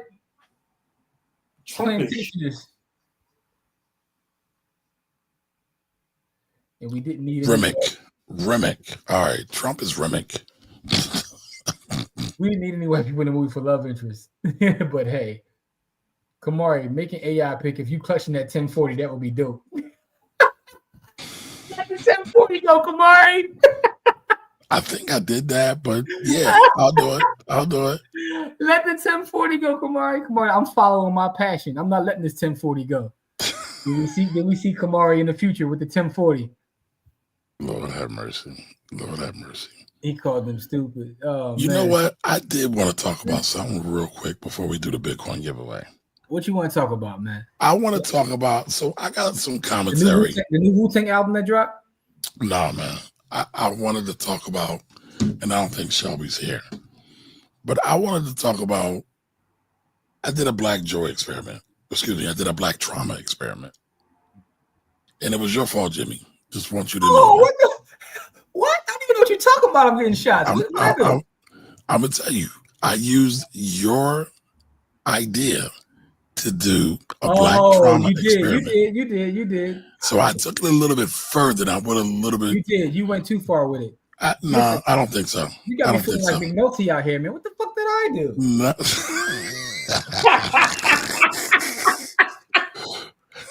Yo, that's funny. But hold on, I'm trying to find this. Damn it! I'm gonna tell you like this though. I'm making a hard left turn to the black screen at 10 o'clock, man. The black screen. Yeah, I'm making a hard left to the black. You going to sleep? What's 10 o'clock? Man, I ain't eat dinner, man. This joint started at 7 o'clock. I ain't eat dinner either. We So all got to sacrifice together. Kamari's the blatherskite, dog. He still got something else. I've already disproved you. By the way, listen, I've got empirical data, Mr. Data Scientist. No, I've seen you go solo and put up 4 and 5 hour vids, dog. You love the long form. No, not at all. Not at all. So, all right, I'm going to put these up. And so, this was an inspiration from Jimmy. I appreciate that.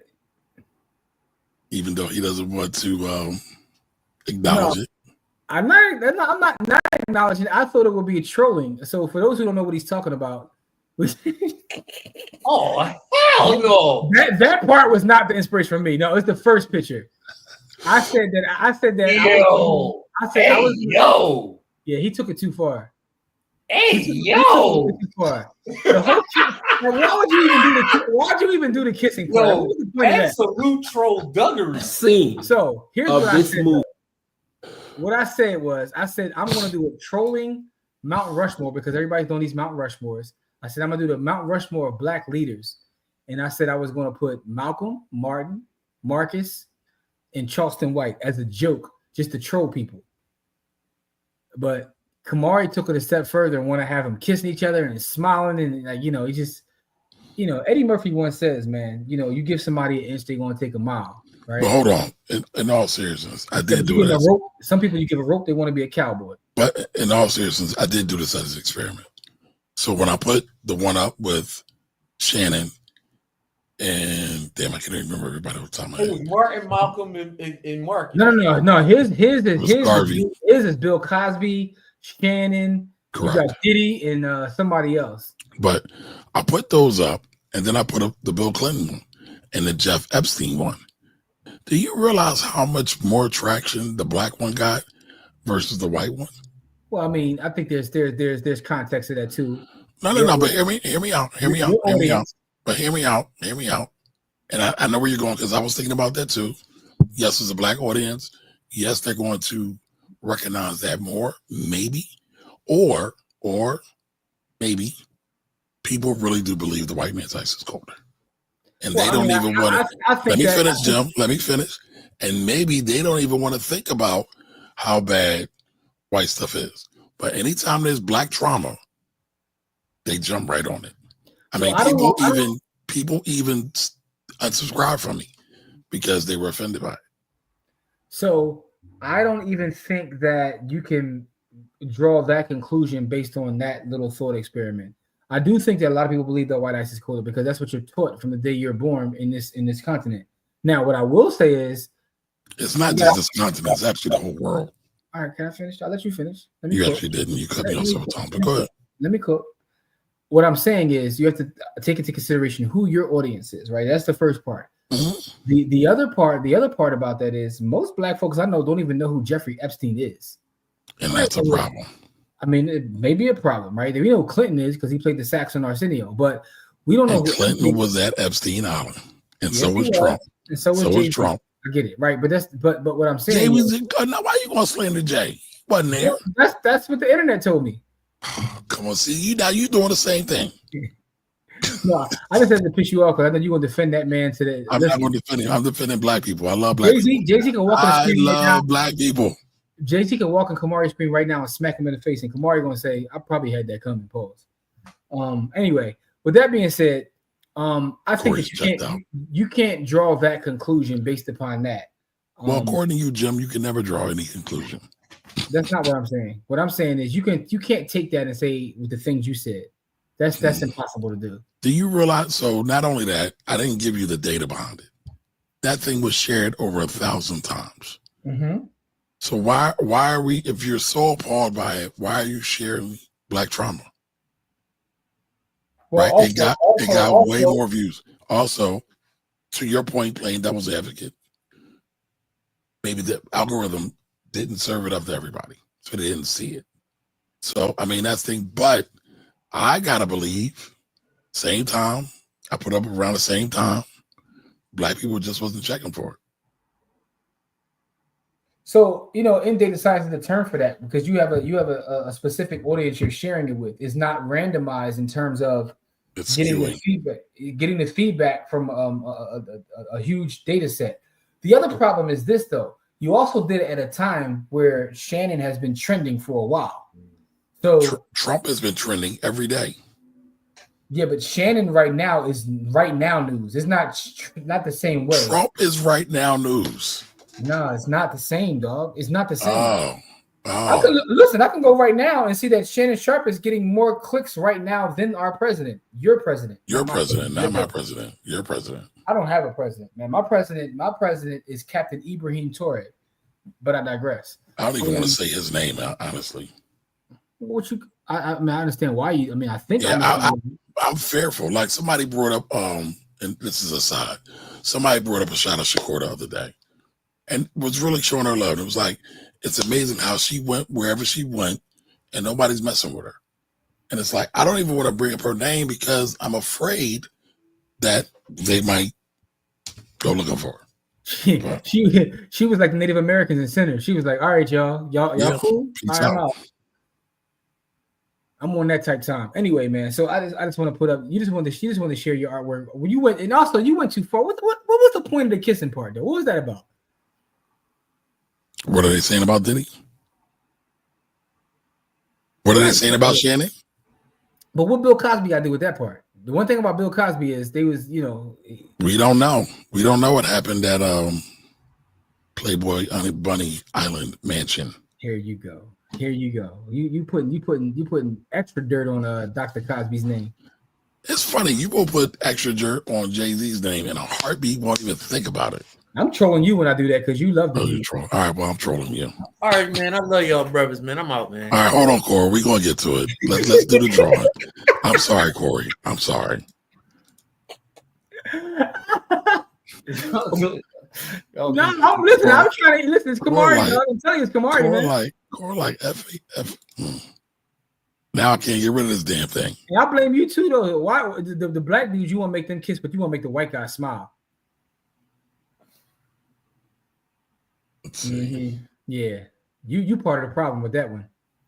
All right, so we got 14 people here. That's it. Out of all the people we gotta anyway. But yo, hold up though. Why the white dudes ain't kissing? Why you got them smiling? You got to talk to my designer about that. You hate Black Joy too? Come on, y'all. Come on, man. Do this, man. You hear that? You hear that, Jim?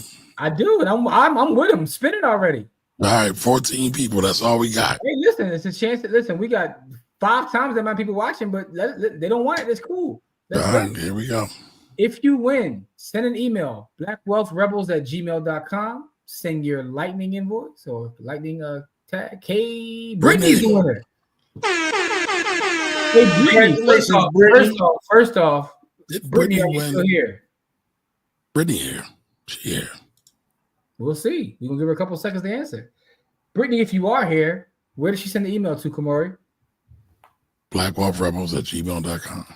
That's it. blackwealthrebels@gmail.com. blackwealthrebels@gmail.com. All right, Brittany, are you here? Don't make a liar out of me. I mean, that Brittany, are you okay? Are you okay, Brittany? Brittany, are you okay? Brittany said she getting out of here because Camari was blatherskiting. Are you okay, Brittany? Brittany, are you okay? smile. There she go. There she go. There she go. Brittany, are you okay? Are you okay, Brittany? All right, send an email. Now, Jimmy, tell her how to do it.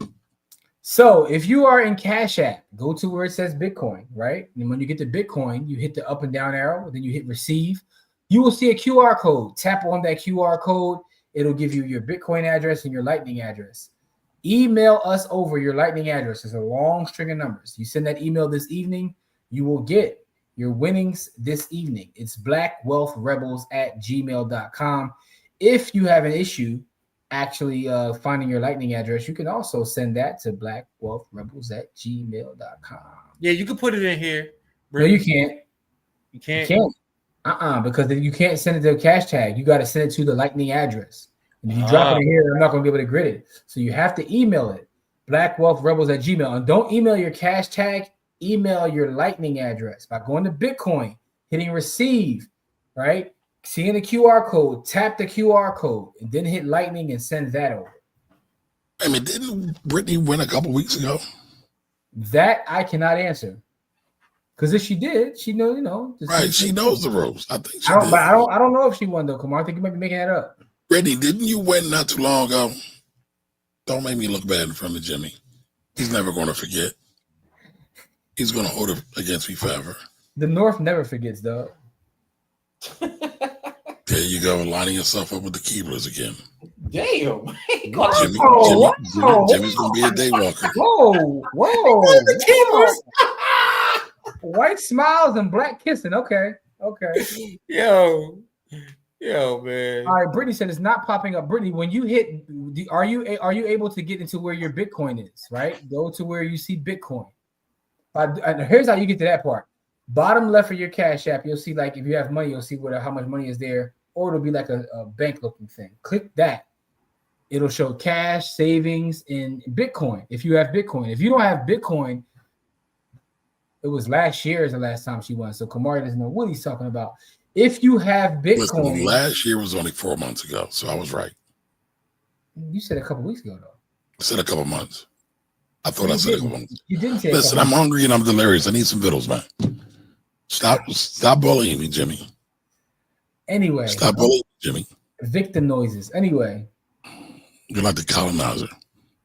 Yo, he called me a colonizer. He want to show white men smiling and black men kissing, but I'm the colonizer. Okay. Whoa. Anyway. All right, man. Yo, anyway, listen. Yo, I swear to God, man. Shoot the email, yo. If you can't, Brittany, if you can't figure it out, shoot the email. We'll figure it out. You said a couple weeks ago. Yes, he did say a couple weeks ago. He did. He did. It's recorded. I swear to God, y'all was raised. Whose side you on? Y'all argue, man. Y'all argue like y'all was raised in the same house. Listen, man. That's how Camari knows I'm a good friend. Actually, that's not how I know. K Diggy. Appreciate that, man. I listen. I'm glad you got the big key. I'm glad you got it. Into your cold storage. Let's get to it, y'all. Anyway, y'all have a Brittany, shoot an email if you can't figure it out. If you can figure it out, send that over. We got you. It's recorded. We got you. Stay safe. We love y'all. We'll be Sunday morning. We're gonna talk about whatever it may be. It is what it is. Y'all stay safe. Black queens forever. You know what I'm saying? Stay protected out there. Later, y'all. Y'all have a good night. Protect y'all black joy.